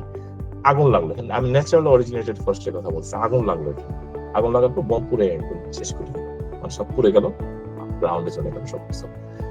এখানে আবার ন্যাচারালি রিজেনারেট করা শুরু করবো, বিভিন্ন স্পিসিস, বিভিন্ন সিড আসে, যেটা হয় ন্যাচারাল ডাইনামিক্স হইলো। আচ্ছা, গ্রো করার সময় এখন কি আমি ওই যে জায়গাটা আমার পুড়ে গেছে, সেই জায়গাটাকে আমি 300 বছর ধরে মনিটর করবো কিভাবে গ্রো হচ্ছে? No, I'm not going to live 300 years. তো আমি এটা কি করব? তাহলে আমাকে এখন এই জায়গাটা সম্বন্ধে আমি কিভাবে একটা এস্টিমেট পেতে পারি যে আসলে এটা ডাইনামিক্সটা কোথায় গেছে? This is where growth in modeling coming. This is where statistics is coming. আমি করব কি, এই ধরনের জঙ্গলগুলোরে আমি বাঁচবো, আমি বেছে নিব। আমি কি করবো? এটা আমার পপুলেশন, রাইট? আমি স্যাম্পল করবো। এখন this is where the statistics is coming, right? আমি এখন করবো কি, আমি ইয়াং একটা দেখবো, রাইট? আমি একটা মিড রেঞ্জের একটা দেখবো, আমি একদম ওল্ডার রেঞ্জের একটা ফরেস্ট নিব, যারা এই ধরনের অরিজিনেট করছে, যারা ফায়ারের পরে গ্রো করছে, নিয়ে আমি ডাটা কালেকশন করবো। সেই ডাটা অ্যানালিসিস করে সেই ডাটা আমাকে পিকচার দিবে, ও ডাইনামিক্সটা কিভাবে হচ্ছে, কিভাবে গেছে আর কি, সিমিলার টাইপ অফ স্ট্যান্ড কিভাবে গ্রো করছে একটা different phase of the different point in time. আমি একটা ক্রুড এক্সাম্পল দিলাম। আদার এক্সাম্পল কুড বি আমি যদি একটা ডিফারেন্ট টেকনিক্স, রাইট? আমি স্টেম অ্যানালাইসিস করতে পারি। আমি একটা গাছ কাটলাম, একটা না, আমি মানে বলতেছি যে ইউ হ্যাভ স্ট্যাটিস্টিক্যাল স্যাম্পল। তো আমি এটা উদাহরণ দিচ্ছি, একটা গাছ যদি আমি কাটি, কাটার পরে এটা 35 মিটার টল, রাইট? 35 মিটার টল, সেই গাছটা মেবি 100 ইয়ার্স ওল্ড। আর এই গাছটার হিস্ট্রি দেবো আমি, কিন্তু I can do the historical analysis. আমি স্টেম অ্যানালিসিস করতে পারি, বিভিন্ন জায়গায় আমি সেকশন করে করে, ওই যে কোর করে করে আমি বিভিন্ন পয়েন্টে সে কিভাবে গ্রো করছে তার হিস্ট্রি আমি রিভিল করতে পারি। সেখান থেকেও কিন্তু আমি জানতে পারবো যে আসলে ন্যাচারাল স্ট্যান্ডার্ড ডাইনামিক্স কেমন, কিভাবে ন্যাচারাল স্ট্যান্ডার্ড গেছে, কি কি ফ্যাক্টর গুলো কাজ করছে, কিভাবে এটাকে নিয়ে গেছে। আর ইল পটেনশিয়াল হিসেবে আমি দেখতে পারি এই ন্যাচারাল স্ট্যান্ড, একটা 50-year-old ন্যাচারাল স্ট্যান্ড কি পরিমাণ ইল দেয়, 70-year-old কি পরিমাণ দেয়, 90-year-old কি পরিমাণ দেয়, 100-year-old স্ট্যান্ড কি পরিমাণ ইল দেয়, তারপরে 150-year-old কিভাবে দেয়, 200-year কিভাবে। এইভাবেও কিন্তু আমি একটা ডাইনামিক্স আমি এটা কনস্ট্রাক্ট করতে পারি, রাইট? তো এগুলো এমপিরিক্যাল বেসিসে আমি স্যাম্পলিং করে কাজ করতে পারি। আর কি করতে পারি আমি? আরেকটা করতে পারি সেটা হলো এখন এখানে গ্রোথ এন্ড ইল্ড মডেলিং। আমি গ্রোথ কিভাবে একটা ডাইনামিক্স একটা স্ট্যান্ড গ্রো করতেছে কিভাবে, আর হলো সেটা ইল্ড দিচ্ছে কি পরিমাণে, গ্রোথের বিভিন্ন পর্যায়ে কি পরিমাণে ইল্ড দিচ্ছে আমাকে, টিম্বারের প্রোডাকশন কি পরিমাণ হচ্ছে ওখান থেকে, তার মডেল করতেছি ভেঙে ভাঙি শব্দগুলোকে, রাইট? আরেকটা কি করতে পারি, এটার সাথে স্কেল খুব জরুরি। আরেকটা কাজ আমি করতে পারি, আমি সারা প্রভিন্স ওয়াইজ আমি যদি আরেকটু উদাহরণ দিই, বাংলাদেশ ওয়াইজ, এখানে তো আসলে আলবার্টের সাথে কতটুকু বলি, বাংলাদেশ, আমি সারা বাংলাদেশটাকে ধরি। বাংলাদেশে সেগুন গাছ আছে, বাংলাদেশে কমন অকারিং স্পিসিস কি বাংলাদেশে, আমি চিন্তা করে করতেছি। যদি সেগুন গাছ যদি কমন অকারিং স্পিসিস হয় বাংলাদেশে, সেগুন গাছ শুধু চট্টগ্রামে হয় না, সেটা ময়মনসিংহে হয়, সেটা বিভিন্ন ছড়ানো অবস্থায় হয় বিভিন্ন জায়গায়, রাইট? বিভিন্ন পার্টে, রাজশাহীতে হয়, ডিভিশন গুলো বগুড়াতে হয়, বিভিন্ন জায়গায়। আমি যদি সেগুন গাছের গ্রোথ হ্যাবিটটা বুঝতে পারি, যে বিভিন্ন জায়গায় হচ্ছে, এই যে চট্টগ্রাম, রাজশাহী, বিভিন্ন জায়গায় হচ্ছে, রাইট? সেই গ্রোথ হ্যাবিটটা যদি আমি বুঝতে পারি, আমি একটা সেগুন গাছ না, একটা স্ট্যান্ডার্ড কথা বলতেছি সেগুন গাছের, তাইলে আমি কি করতে পারবো কি, আমি তখন growth and yield model develop করতে পারবো ওই সেগুন গাছ। এটা উদাহরণ দিচ্ছে, একটা সেগুন টেকটোনা ফরেস্ট এক্সাম্পল হলো সেগুন বন, সেগুন বন থাকে আমার, সেগুন বন বিভিন্ন জায়গায় হচ্ছে বাংলাদেশে। আমি যদি প্রপারলি স্যাম্পল করি এবং প্রপারলি যদি আমি তার গ্রোথ হ্যাবিট অ্যানালাইসিস করতে পারি, বিভিন্ন জায়গায় কিভাবে গ্রো করতেছে সেগুন গাছটা, এবং কিভাবে তা ছোট থেকে আস্তে আস্তে কিভাবে ম্যাচুরিটি যাচ্ছে, ম্যাচুরিটি থেকে কিভাবে আস্তে আস্তে সিনেসেন্সে যাচ্ছে, সিনেসেন্স থেকে ব্রেকআপ হচ্ছে কোন জায়গাটা, কিভাবে ভলিউম অ্যাকুমুলেশন হচ্ছে কিভাবে সেগুন গাছে, তাহলে কিন্তু আমি যদি প্রপার একটা আন্ডারস্ট্যান্ডিং আমার থাকে, দেন আমার কাজ আরো ইজি হয়ে গেল। আমার তখন যে এমপিরিক্যালি যে আমার মডেল ডেভেলপ করা লাগে না। আমি যদি একটা ভালো মডেল ডেভেলপ করতে পারি উইথ বায়োলজিক্যাল আন্ডারস্ট্যান্ডিং, একটা সেগুন গাছ, একটা সেগুন গাছের কথা চিন্তা করি, সেগুন গাছের হাইট কিভাবে গ্রো করতেছে, তার ডায়ামিটার কিভাবে গ্রো করতেছে, আস্তে তার ব্রাঞ্চিং হ্যাবিটটা কি, আমি জাস্ট উদাহরণ দিচ্ছি। এর সাথে যদি আমি চলে আসি মাল্টিপল সেগুন গাছ যদি এক জায়গায় আমি জড়ো করি, একটা সেগুন গাছ না, এখন হলো 10টা সেগুন গাছ, 10টা সেগুন গাছ যখন একসাথে গ্রো করবে, তাদের মধ্যে ইন্টারনাল কম্পিটিশনটা কি হবে, কোন গাছটা উইন করবে, কোন গাছটা মারা যাবে, রাইট? এই জিনিসটা যদি আমি সার্ভাইভাল মডেল বলি আমরা, এই জিনিসটাও আমরা মডেল করতে পারবো যে বায়োলজিক্যাল আন্ডারস্ট্যান্ডিং।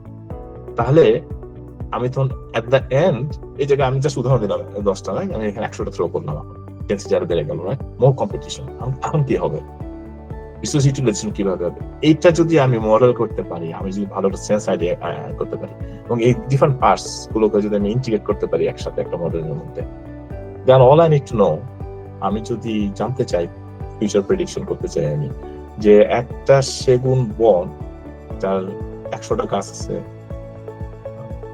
পার হেক্টরে, বা 10টা পার হেক্টরে যদি 100টা গাছ থাকে, তারপরে তার যদি গাছগুলোর, জাস্ট একটা উদাহরণ দিচ্ছি আমি, যে এই ধরনের একটা গ্রোথ আছে, এই ধরনের একটা হাইট আছে, এভারেজ, এবং তাদের পটেনশিয়াল এরকম থাকে বিভিন্ন জায়গায়। এই জিনিসগুলো আমি ইনপুট করি আমার সিস্টেমের মধ্যে। সিস্টেমে ইনপুট করলে আমার সুন্দর একটা প্রেডিকশন চলে আসবে। এই বোনটা এখন বয়স হলো 50 বছর, উদাহরণ দিচ্ছি জাস্ট, বা 20 বছর বয়স, ঠিক আরো 30 বছর পরে এই বোনটার যে গ্রোথ পটেনশিয়ালটা এই জায়গায় থাকবে। এটা আমি মডেলের মাধ্যমে এটা ইয়ে করতে পারি। আচ্ছা, সিলভিকালচার কোথায় আসতেছে? সিলভিকালচার হলে ইন্টারভেনশন করতেছি, রাইট? আর ন্যাচারালি গ্রো করতেছে সেগুন, আর সেখানে আমি বললাম ঠিক আছে, নো ইটস টু মাচ, আমি আরো বড় বড় সেগুন গাছ চাচ্ছি, কম্পিটিশন আমি রিডিউস করবো। এখন আমি করলাম কি, ওখান থেকে আমি 10টা সেগুন গাছ, ছোট ছোট গাছ যেগুলো উইক, আমি সরিয়ে ফেললাম, ক্লিনিং করলাম, আমি একটা ইন্টারভেনশন করলাম। ইন্টারভেনশনের ইফেক্টটা কি, এইটাও আমি মডেল করতে পারি আমার এই সিলভিকালচারের মাধ্যমে।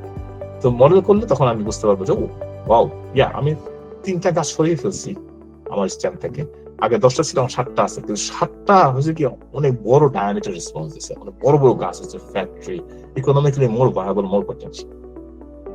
প্লাস আমরা সেরকম গাছগুলো কাটবো কখন, কোন সময় কাটলে আমার ম্যাক্সিমাইজ, আমি টিম্বার ভলিউমটা ম্যাক্সিমাইজ করতে পারবো। আমি কি 100 বছরের যখন সেগুন গাছ হবে তখন কাটলে আমার জন্য ভালো হবে, নাকি মেবি 50 রোটেশনাল এজটা কত, 50 ইয়ারে কাটলে ভালো হবে? 100 বছর পর্যন্ত যদি আমি নেই, 50 ইয়ারে maybe it is in its highest production, biologically maximize করতেছে প্রোডাকশনটা। এরপরে যখন যাচ্ছে টিম্বার কোয়ালিটি ডিটেরিয়েট করতেছে, এরপরে যাচ্ছে ভলিউম আস্তে আস্তে ডিক্লাইন করতেছে, বড় বড় ব্রাঞ্চ বড় বড় হয়ে যাচ্ছে, কোয়ালিটি গুলো থাকতেছে না, নানা কারণে আমি দেখতেছি যে না, it's not economic to let the tree grow. Also, এই গাছটা স্পেস অকুপাই করে রাখতেছে, রাইট? এখানে বরং আমি যে নতুন গাছ নিয়ে আসি সেটা আরো আমি গ্রো করতে পারবো। এই যে রোটেশনাল এজ, এগুলো সবকিছুই গুলো আপনি you don't know unless you model. এই মডেলই আমাদেরকে বুঝতে সহযোগিতা করে যে জিনিসগুলো কি, রেসপন্স গুলা কি। আমি যখন ইন্টারভেনশন করবো, রেসপন্স গুলা কি হবে, সেই রেসপন্স গুলো এই মডেলের মাধ্যমে আমরা বুঝি এবং সেগুলো মডেল করার চেষ্টা করি। মডেল করলে তখন আমি এফিসিয়েন্টলি ডিসিশন মেক করতে পারবো এই টিম্বার ম্যানেজমেন্টে, আমার ফরেস্ট ম্যানেজমেন্ট প্ল্যানিং এর মধ্যে। তো ফরেস্ট ম্যানেজমেন্ট প্ল্যানিং এর মধ্যে যদি আমি নাই জানি যে গ্রো করতেছে কিভাবে আমার বিভিন্ন population, subject to different intervention, establish করতেছে কিভাবে, আমি যদি না জানি, এস্টাবলিশমেন্ট আমি যা করতেছি সেটা আমাকে সাকসেস দিচ্ছে কিনা, রিফরেস্টেশন সাকসেস আছে কিনা, আমার রিফরেস্টেশন স্ট্র্যাটেজিটা আমার কাজ করতেছে কিনা, রিফরেস্টেশন টার্গেটটা আমার কি ছিল আসলে, এই যে বিভিন্ন জিনিসগুলো, এই কম্পোনেন্ট গুলো বোঝার জন্য আমরা এখানে করি যে ফরেস্ট ম্যানেজমেন্ট প্ল্যান ডেভেলপমেন্ট টিমের মধ্যে আমাদের মধ্যে ইন্টেন্সিভ একটা ডিসকাশন হয়ে তখন আমরা প্ল্যানটা ডেভেলপ করি। প্ল্যান ডেভেলপ করার পর প্ল্যান অ্যাপ্রুভ হয়, সেই প্ল্যানের আন্ডারে কোম্পানি অপারেট করে। এবং এখানে আরো আছে, মনিটরিং থাকে, অনেক কিছু থাকে, ব্যাক এন্ড অনেক অ্যাডজাস্টমেন্ট থাকে, ব্যাক এন্ড অনেক অবজারভেশন, ব্যাক এন্ড অনেক মনিটরিং থাকে। সবকিছু থেকেই আমরা তারপরে আমাদের প্রত্যেকটা প্ল্যান থাকে, 10 বছরের প্ল্যান থাকে। 10 বছর maximum the company can operate under that plan for 10 years. 10 years পরে আবার রিনিউ করা লাগে। তাহলে এখন কি হলো জানেন, এই যে 10 years যে অপারেট করলো, এই 10 years এর মধ্যে আমাদের এখানে মনিটরিং থাকে। 10 years এর মধ্যে আমরা বিভিন্ন ডাটা কালেকশন করে মনিটর করি যে অ্যাজাম্পশন গুলো, যে ডাটাগুলো আমরা ইউজ করছি, সেই ডাটাগুলো কতটুকু ইফেক্টিভ ছিল, কোন জায়গায় ইফেক্টিভ ছিল না, কোন জায়গায় আমার শর্টফল ছিল। নেক্সট 10 years যখন আমরা আবার প্ল্যান ডেভেলপ করবো, তখন ওই যে শর্টকামিংস গুলো, কোন জায়গায় স্যাম্পল অ্যাডিকুয়েট ছিল না, ইনঅ্যাডিকুয়েট স্যাম্পল করছি, কোন জায়গায় উই মিসড, ওইগুলো আবার কারেকশন করি আমরা। কোন জায়গায় উই ডিড ওয়েল, আমরা ভালো করছি, খুব দ্যাটস গুড। এবং we live in a fluid environment, things are changing. আমরা তো static environment থাকি না, আমরা ডাইনামিক এনভায়রনমেন্ট আছে।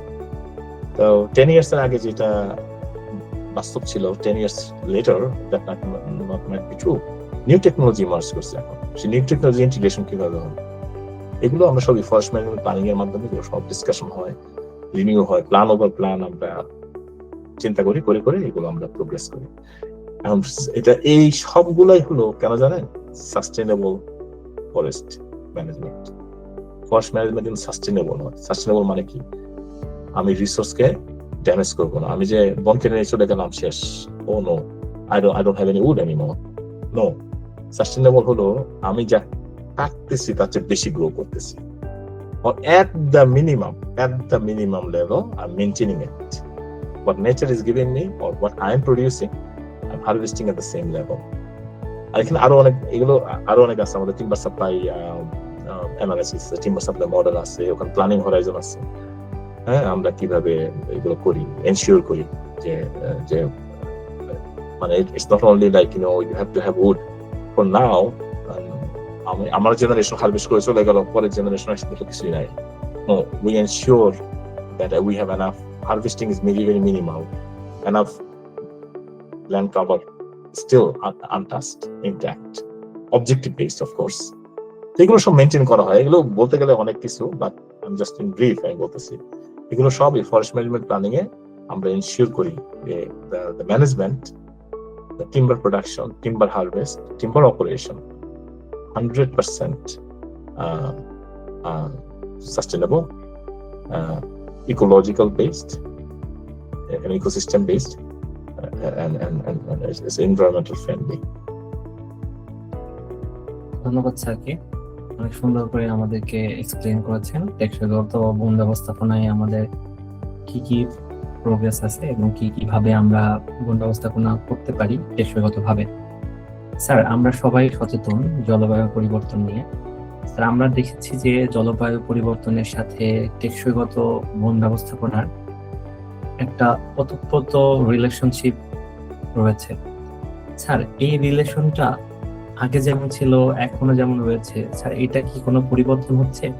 এবং জলবায়ু পরিবর্তনের সাথে এই গবেষণার, বন গবেষণার গুরুত্বটা কত জরুরি স্যার? স্যার, এই বিষয়ে যদি কিছু বলতেন। ধন্যবাদ স্যার। দেখেন, কোশ্চেনটা এখন কিন্তু বার্নিং টপিক হলো যে ক্লাইমেট চেঞ্জ, এবং আমি যদি ফরেস্ট্রির আঙ্গিকে চিন্তা করি, ফরেস্ট্রির আঙ্গিকে চিন্তা করলে ক্লাইমেট চেঞ্জ হচ্ছে কিনা বা ইজ ইট এ রিয়ালিটি, অনেক আছে ডিবেট করে, রাইট? ক্লাইমেট সায়েন্টিস্ট যারা আছে in the scientific literature, আমরা যদি দেখি, তাদের ডাটা দেখি, তাদের পাবলিকেশন গুলো দেখি, then it is obvious climate is changing. Climate change হচ্ছে। এখন এই ক্লাইমেট চেঞ্জ হচ্ছে এই বাস্তবতাটাকে যদি আমি ধরে নেই, এখন আমি কিন্তু আসবো কোথায়? দেখেন, আমি হলাম বটতলার উকিল। বটতলার উকিল মানে কি? I want to stick to my own business, right? Climate চেঞ্জের ইফেক্ট আমি দেখবো যে আমার ফরেস্ট্রিতে ইম্প্যাক্ট করতেছে কিভাবে, কোথায় ইম্প্যাক্ট করতেছে, কি হইতে পারে। এখন এটা রিজন স্পেসিফিক। ক্লাইমেট চেঞ্জের ইম্প্যাক্ট বাংলাদেশে কোন আঙ্গিকে হবে আর এখানে কোন আঙ্গিকে হবে, ইট ইজ টু ডিফারেন্ট। আমার যে টেম্পারেট ক্লাইমেট, আমার এখানে টেম্পারেট ক্লাইমেটে আমাদের এখানে শর্টার গ্রোয়িং সিজন খুব শর্ট। সেই গ্রোয়িং সিজনে আমাদের গ্রোয়িং সিজনটা শুরু হয় বেসিক্যালি আপনার এন্ড অফ এপ্রিল, মানে মে। বার্ডগুলো ফ্লাশ করে এপ্রিল, এন্ড অফ এপ্রিল, মে থেকে September. That's the growing season of a tree. Conifer যে ট্রি গুলো আছে সেটা গ্রোয়িং সিজন ধরে। তারপরে ফল আসে, ঠান্ডা পড়া শুরু হয়, growth ceased, right? Tree growth ceased.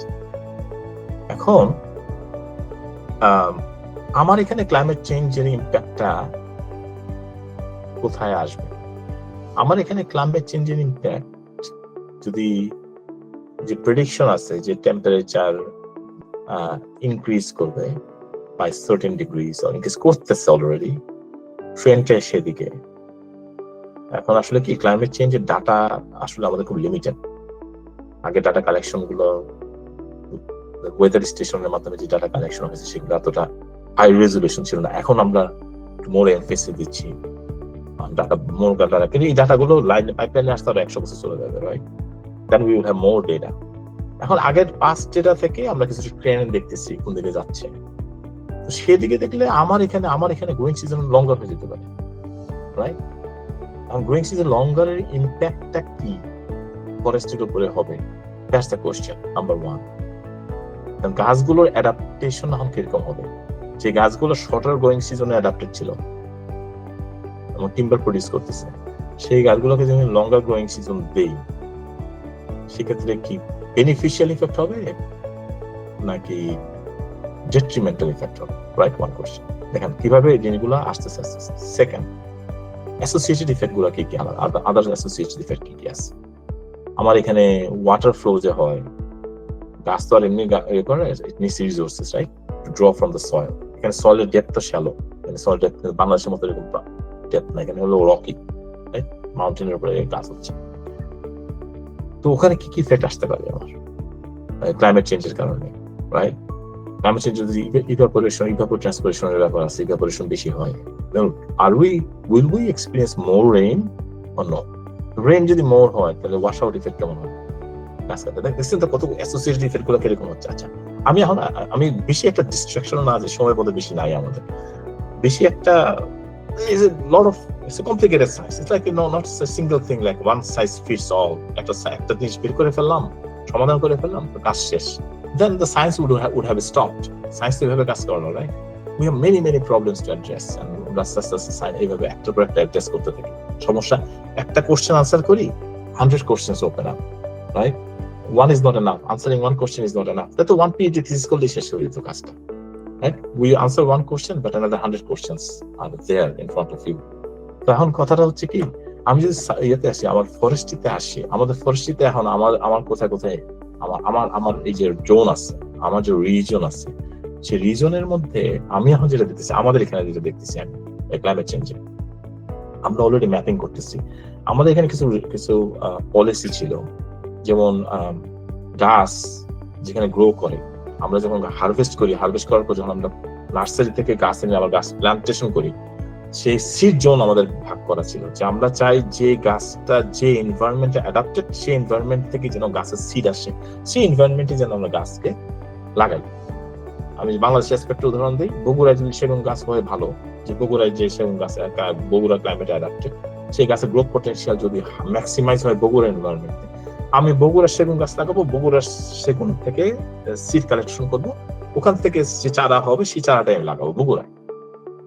তারপরে আমি চট্টগ্রামে যে সেগুন গাছ হয়, আমি যেটা উদাহরণ দিচ্ছি একটা, চট্টগ্রামের ক্লাইমেটে যে অ্যাডাপ্টেড সেগুন, সেখানে চট্টগ্রামের সেগুন গাছ সেখানে লাগাবো। Same thing for other regions like Sylhet and other. এখন হচ্ছে কি, এখানেও তাই, এখানে আমার সিড জোন ভাগ করা আছে, যে এই যে গাছগুলো হয় এই জোনে হয়, এইখান থেকে কোম্পানিগুলো বাউন্ড পলিসি কমপ্লায়েন্সে, যে ওরা নিতে সিড মাইগ্রেশন করা যায় না, মানে মাইগ্রেট করতে পারবে না, এক সিজন থেকে আরেক সিজন নিতে পারবে না। আমি চট্টগ্রামের সেগুন গাছকে আমি ইচ্ছা করে আমি বগুড়া বা সিলেটে লাগাতে পারবো, রেস্ট্রিক্টেড। এখন আমাদের যে পলিসিতে আমরা এখন এখানে, এটা খুব সুন্দর একটা উদাহরণ হবে আসলে, আমরা এখন ডিবেট করতেছি যে ক্লাইমেট চেঞ্জের ইম্প্যাক্টটা তাহলে কি হবে। ক্লাইমেট চেঞ্জ হলে এই যে সিড জোন ভাগ করা, আমাদের সিড জোন গুলো কি স্টিল ডিস্টিংক্ট সিড জোন হিসেবে থাকবে? কারণ ক্লাইমেট তো এখন চেঞ্জ হয়ে যাচ্ছে, ক্লাইমেট ওভারল্যাপ হবে কতটুকু? টেম্পারেচারটা যদি বাড়া শুরু করে, প্রিসিপিটেশনের সাথে তার ইফেক্টটা কি হয়? তারপরে যে এক্সট্রিম ওয়েদার কন্ডিশন বলি, খুবই ঠান্ডা পড়ছে, এরকম দিনের সংখ্যা কি কমে যাবে তাহলে, নাকি খুবই ঠান্ডা এরকম দিনের সংখ্যা আরো বাড়বে? এক্সট্রিম ইভেন্ট গুলো বাড়বে আরো বেশি। প্রিসিপিটেশন ডাম্প, স্নোফল, আমি জাস্ট একটা উদাহরণ দিচ্ছি, যে প্রিসিপিটেশন হয় স্নোফল হিসেবে মেজর প্রিসিপিটেশন, আর হলো রেইন হয়, রেইনটা খুব কম, মেজর হলো স্নোফল। স্নোফলের ইফেক্টটা কি হবে ক্লাইমেট চেঞ্জ? স্নো একটা তো শুরু হয়ে যাচ্ছে, যে টেম্পারেচার ইনক্রিজ করে স্নো মেল্টিং হবে বেশি এবং গ্রোয়িং সিজন বেড়ে যাবে। তার মানে স্নো আগে যখন স্নো মেল্টিং শুরু হইতো beginning of April, end of March, maybe এটা কি শিফট করে ফেব্রুয়ারিতে চলে আসবে? কি হবে মানে, তাহলে কতটুকু পানি কতটুকু অ্যাভেলেবল, ময়েশ্চার অ্যাভেলেবল হয়ে যাবে কতটুকু আমাদের সয়েলে? তো দেখেন এখন ব্যাপারটা কি, এগুলো যদি আমি চিন্তা করলে এখন আমার কথা হচ্ছে ক্লাইমেট তাহলে ব্লেন্ড হয়ে যাচ্ছে কিনা আমার এক সিজন থেকে আরেক সিজনে। বাংলাদেশ অ্যাসপেক্টে বলি, বগুড়ার যদি একটা ডিস্টিংক্ট ক্লাইমেট থাকে, সেই ক্লাইমেট থেকে চট্টগ্রামের যে ক্লাইমেটটা ছিল, চট্টগ্রামের প্রিসিপিটেশন, চট্টগ্রামের টেম্পারেচার, মিন টেম্পারেচার, অ্যানুয়াল টেম্পারেচার বলি, অ্যানুয়াল প্রিসিপিটেশন বলি, or even any other climatic variables, any extreme environment, any extreme climatic event যেগুলো হয়তো, সেগুলোর কি হবে? সেগুলো কি বগুড়ার এনভায়রনমেন্টের সাথে চট্টগ্রামের এনভায়রনমেন্ট মার্জ করবে কিনা? মার্জ করলে তখন আমি কি করবো? What will be the decision? যখন আমি কি ওয়েট করবো যে হ্যাঁ মার্জ করবে তারপরে আমি ডিসিশন নিবো, then I'm late in the game. আমি যদি লেট ইন দ্য গেম হই, তাহলে আমার ফিউচারের যে ফরেস্টের অপারেশন সেটাতে আমি করতে পারবো না আর, বিকজ আই ডিডন্ট নো আমার যে হারভেস্ট অপারেশন চেঞ্জ হয়ে গেল। হারভেস্ট অপারেশন চেঞ্জ হলে মিলগুলোর যে লোকেশন দেখেন কতগুলো ইম্প্যাক্ট। আমি বলি আমাদের এখানে বড় মিলের লোকেশন আছে, রাইট? উড হারভেস্ট করে একটা মিলে ফিট করা হয়, সেই মিল থেকে আমাদেরকে তারপরে এক্সপোর্ট হয়। আর মিলগুলো তো বিভিন্ন জায়গায় লোকেটেড, রাইট? মিলগুলো তো ডিপেন্ড করে একটা নেটওয়ার্কিং আছে একটা এলাকার উডের উপর, উড সাপ্লাইয়ের উপর ডিপেন্ড করে। আমি যদি এখন না প্রেডিক্ট করতে পারি যে যদি যে ব্লেন্ডিং অফ সিড জোন হচ্ছে, তাহলে মানে আমি এখানে কি দাঁড়াচ্ছে দেখেন, আমি উদাহরণ দিচ্ছি। শাল গাছ শুধু আমরা দেখি ময়মনসিংহ কেন্দ্রিক, আমি চেষ্টা করতেছি, নট এ গুড এক্সাম্পল, আমি এখানকার এক্সাম্পল দিতে পারবো কিন্তু but species are very unknown to you guys. আমি শাল গাছ, তাহলে শাল গাছ কেন্দ্রিক যদি আমার একটা মিল থাকে গাজীপুরে, যে শাল গাছের ওই বনের উড সাপ্লাইয়ের উপরে অপারেট করে, এখন যদি আমার ক্লাইমেট প্রেডিকশন, ক্লাইমেট যে চেঞ্জ হচ্ছে তার প্রেডিকশন যদি বলে যে শাল গাছ সাস্টেন করবে না খুব একটা ভালো, it will be severely impacted. এখানে সেগুন গাছের যে ক্লাইমেট সেটা ব্লেন্ড করতেছে শাল গাছের ক্লাইমেটের মধ্যে।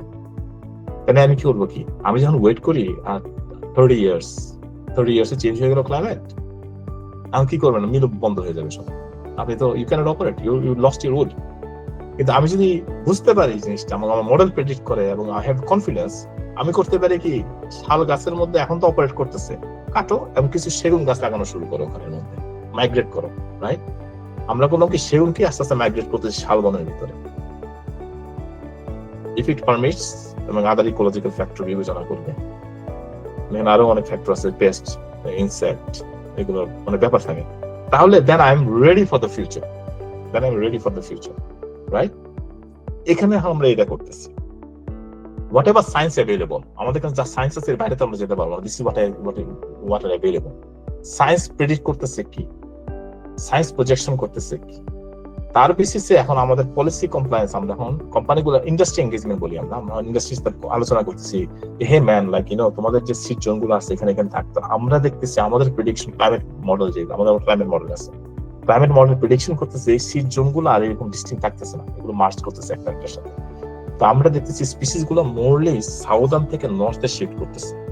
সাউদার্ন একটু বেশি হটার ক্লাইমেট, নর্থ একটু কোল্ডার ক্লাইমেট। তো নর্থ সাউথ একটা নর্দার্ন শিফট হচ্ছে, নর্থের ট্রি লাইন শিফট করতেছে নর্থের দিকে। তাহলে আমরা এখন বলতেছি কিছু কিছু স্পিসিস আমরা এখন নর্থে লাগানো শুরু করবো, প্লান্টিং করা শুরু করবো, আগে যেগুলো আমরা দিতাম না প্লান্ট করতে। এইভাবে we are getting ready for the future, একটা ব্যাপার। আর 2 নম্বর হলো আমার লাইনে আমি যদি আসি, one decision policy making decision, আমার লাইনে যদি আমি আসি, গ্রোথ এন্ড ইল্ডের কি হবে? আমার গ্রোথ এন্ড ইল্ড মডেল যেটা আমার আছে, বা এক্সিস্টিং মডেল যেটা আছে, existing model doesn't include climate. এখানে ক্লাইমেট ভেরিয়েবল নাই আমার মডেলের মধ্যে। আমার মডেলের মধ্যে আছে নরমাল যেগুলো আমরা ইউজ করি, স্ট্যান্ড প্যারামিটার গুলো আমরা ইউজ করি আমরা মডেল প্রেডিকশনের জন্য। আমরা সাইট ইন্ডেক্স ইউজ করি, আমাদের কি ড্রাইভার হলো সাইট ইন্ডেক্স, তারপরে আমরা ড্রাইভ করি হলো বেজেল এরিয়া, আমরা ডেনসিটি, আমরা স্টকিং, পার্সেন্ট স্টকিং, এগুলো দিয়ে আমরা মডেল ড্রাইভ করি। আমাদের মডেল, আমাদের সার্ভাইভাল মডেল, আমাদের বিভিন্ন মডেল যেগুলো আছে, কম্পিটিশন মডেল গুলো আছে, যেগুলো কাজ করে আমাদের গ্রোথ মডেল। ক্লাইমেট ভেরিয়েবল নাই, তাহলে এখন ক্লাইমেট ভেরিয়েবলটা কিভাবে এখানে ইন্টিগ্রেট হবে আমার গ্রোথ এন্ড ইল্ড মডেলের মধ্যে? যেটা দেখেন, it is very tricky thing. আমার এক্সিস্টিং ডাটা থেকে আমি ক্লাইমেট প্রেডিক্ট করতেছি যে ক্লাইমেট যদি চেঞ্জ হয় নেক্সট 10 ইয়ার্স, এখন দেখেন এটা মুভিং টার্গেট। আমি জানি না আপনাদেরকে বোঝাতে পারতেছি, ক্লাইমেট চেঞ্জ তো স্ট্যাটিক না, এটা মুভিং টার্গেট হয়ে গেছে। So we are chasing basically a moving target. Moving target K chess করতেছি এখন। কারণ আমি যদি এখন বলি ক্লাইমেট চেঞ্জকে আমি ডিফাইন করি 10 বছরের ডাটা দিয়ে, 10 বছর ডাটা তো স্ট্যাটিক না। আমি এখন আজকের বছর থেকে 10 বছর আমি যদি কাউন্ট করি, রাইট? সে কাউন্ট মানে বা আজকে থেকে 5-10 ইয়ার্স আমি কাউন্ট করি। আমি যদি আগামী বছর যাই, আগামী বছর তো ওই 5-10 ইয়ার্স, ওই 5-10 ইয়ার্স না।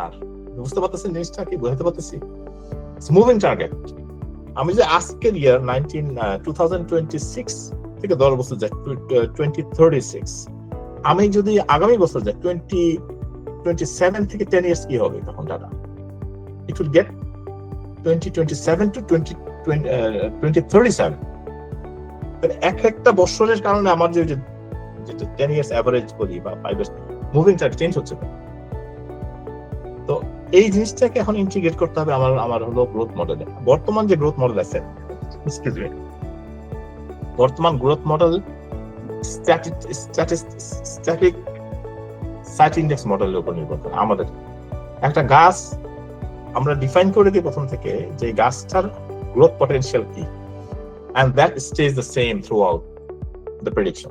আমি যদি 20 বছরের জন্য প্রেডিকশন করি একটা গাছের গ্রোথ, ওই যে প্রথমে দিকে ডিফাইন করলাম এই গাছটার জেনেটিক পটেনশিয়াল বা growth potential depending on the site, this is site index যেটা আমরা বলি, ওই ট্রাজেক্টরি থাকে গাছটা। এরপরে বিভিন্ন ফাংশন, মর্টালিটি ফাংশন, এগুলো মডিফাই করে আমার একটা ভলিউম দেয়, যে depending on the density, depending on the competition, depending on different things. এখন ওই জায়গায় আমাকে এখন ক্লাইমেট আনতে হবে। ক্লাইমেট আনলে হবে না, ক্লাইমেট ইজ চেঞ্জিং। ক্লাইমেটের চেঞ্জটাকে এখন ইন্টিগ্রেট করতে হবে। এই স্ট্যাটিক আর থাকবে না।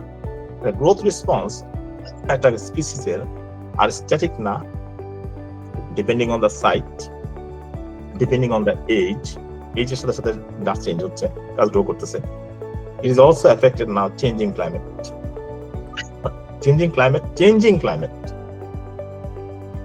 ক্লাইমেট চেঞ্জটাকে আমি কোয়ান্টিফাই করতে পারতেছি না এইভাবে যে 2 ডিগ্রি টেম্পারেচার চেঞ্জ হচ্ছে only. No, you don't know. It can be 1.2 degree, it can be 10 year average, maybe 1.5 degree, maybe 2 degrees, right? It's changing too. এটাকে ইন্টিগ্রেট করতে হবে মডেলের মধ্যে। That's quite challenging. এখন এখানে এই নিয়ে কাজ চলতেছে আমাদের এখানে, আমাদের ক্লাইমেট সায়েন্টিস্ট যারা বিজ্ঞানীরা আছে, প্লাস গ্রোথ এন্ড মডেল যে ল্যাব গুলো আছে। আমি রিসেন্টলি একটা রিপোর্টের সাথে জড়িত, আশা করি শীঘ্রই এটা পাবলিশ হবে। সেখানে ডিফারেন্ট আমাদের এখানে স্বনামধন্য একজন গ্রোথ এন্ড মডেলার আছে, উনি ওই ক্লাইমেট ভেরিয়েবলকে ইন্টিগ্রেট করা, কিভাবে করা যায় সেগুলো নিয়ে কাজ করতেছে। Let's leave it that way. ধন্যবাদ স্যার। এই বিষয়গুলো নিয়ে ডিসকাশন করার অনেক সময় সাপেক্ষ বিষয় আমরা বুঝতেছি। স্যার আমাদেরকে অনেক সুন্দরভাবে অনেক এক্সাম্পল দিয়ে বোঝানোর চেষ্টা করতেছেন, অনেক সময় নিয়ে বোঝানোর চেষ্টা করতেছেন। স্যার, আমরা তো বন ও পরিবেশ গবেষণার ক্ষেত্রে বাংলাদেশে কি কি চ্যালেঞ্জগুলো আমরা ফেস করতেছি সেগুলো স্যার যদি আমাদের বলতেন। ধন্যবাদ sir.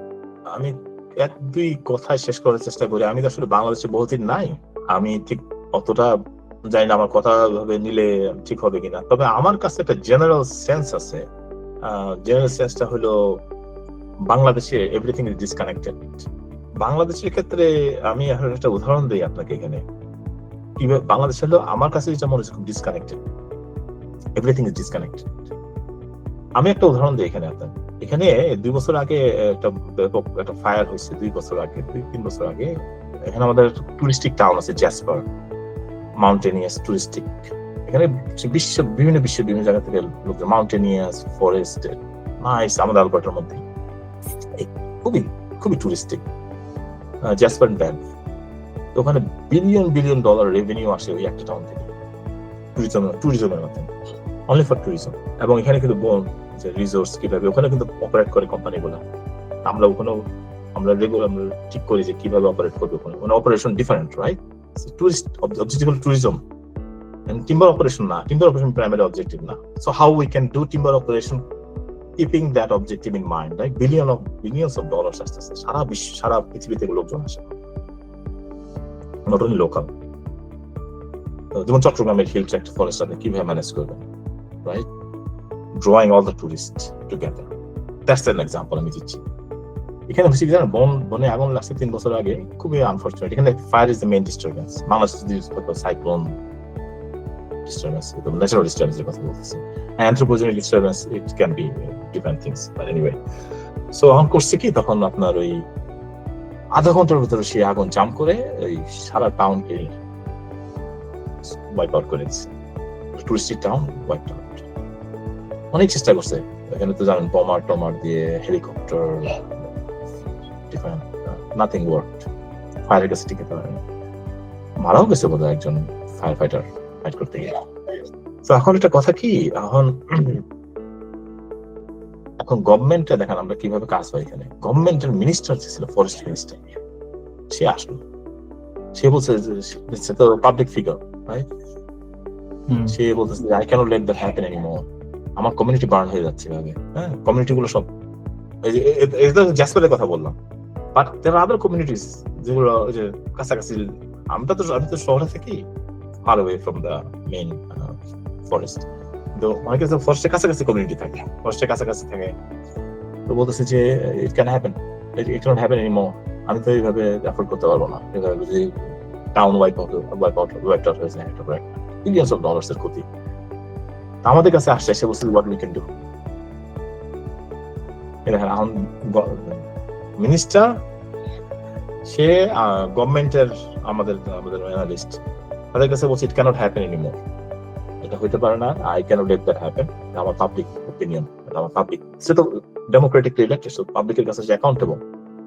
So what I can do, কি করা যায়, কি করে। এখন আমাদের ফরেস্ট্রিতে এখন আলোচনা শুরু হলো, রাইট? আমরা কি করতে পারি আসলে? দেখেন, এখন science is not very clear. সবসময় ওই যে বলতেছিলাম না, ডাটা ক্লিয়ার থাকে না, সবসময় ডাটা থাকে না আমাদের কাছে। আমরা যখন whatever existing we have to work with that. আমরা এক্সিস্টিং যা আছে সেই ডাটাটা নিব, নিয়ে অ্যাজাম্পশন অ্যাপ্লাই করব ওই ডাটার ভিত্তিতে, assumption based on your data, and then will modify.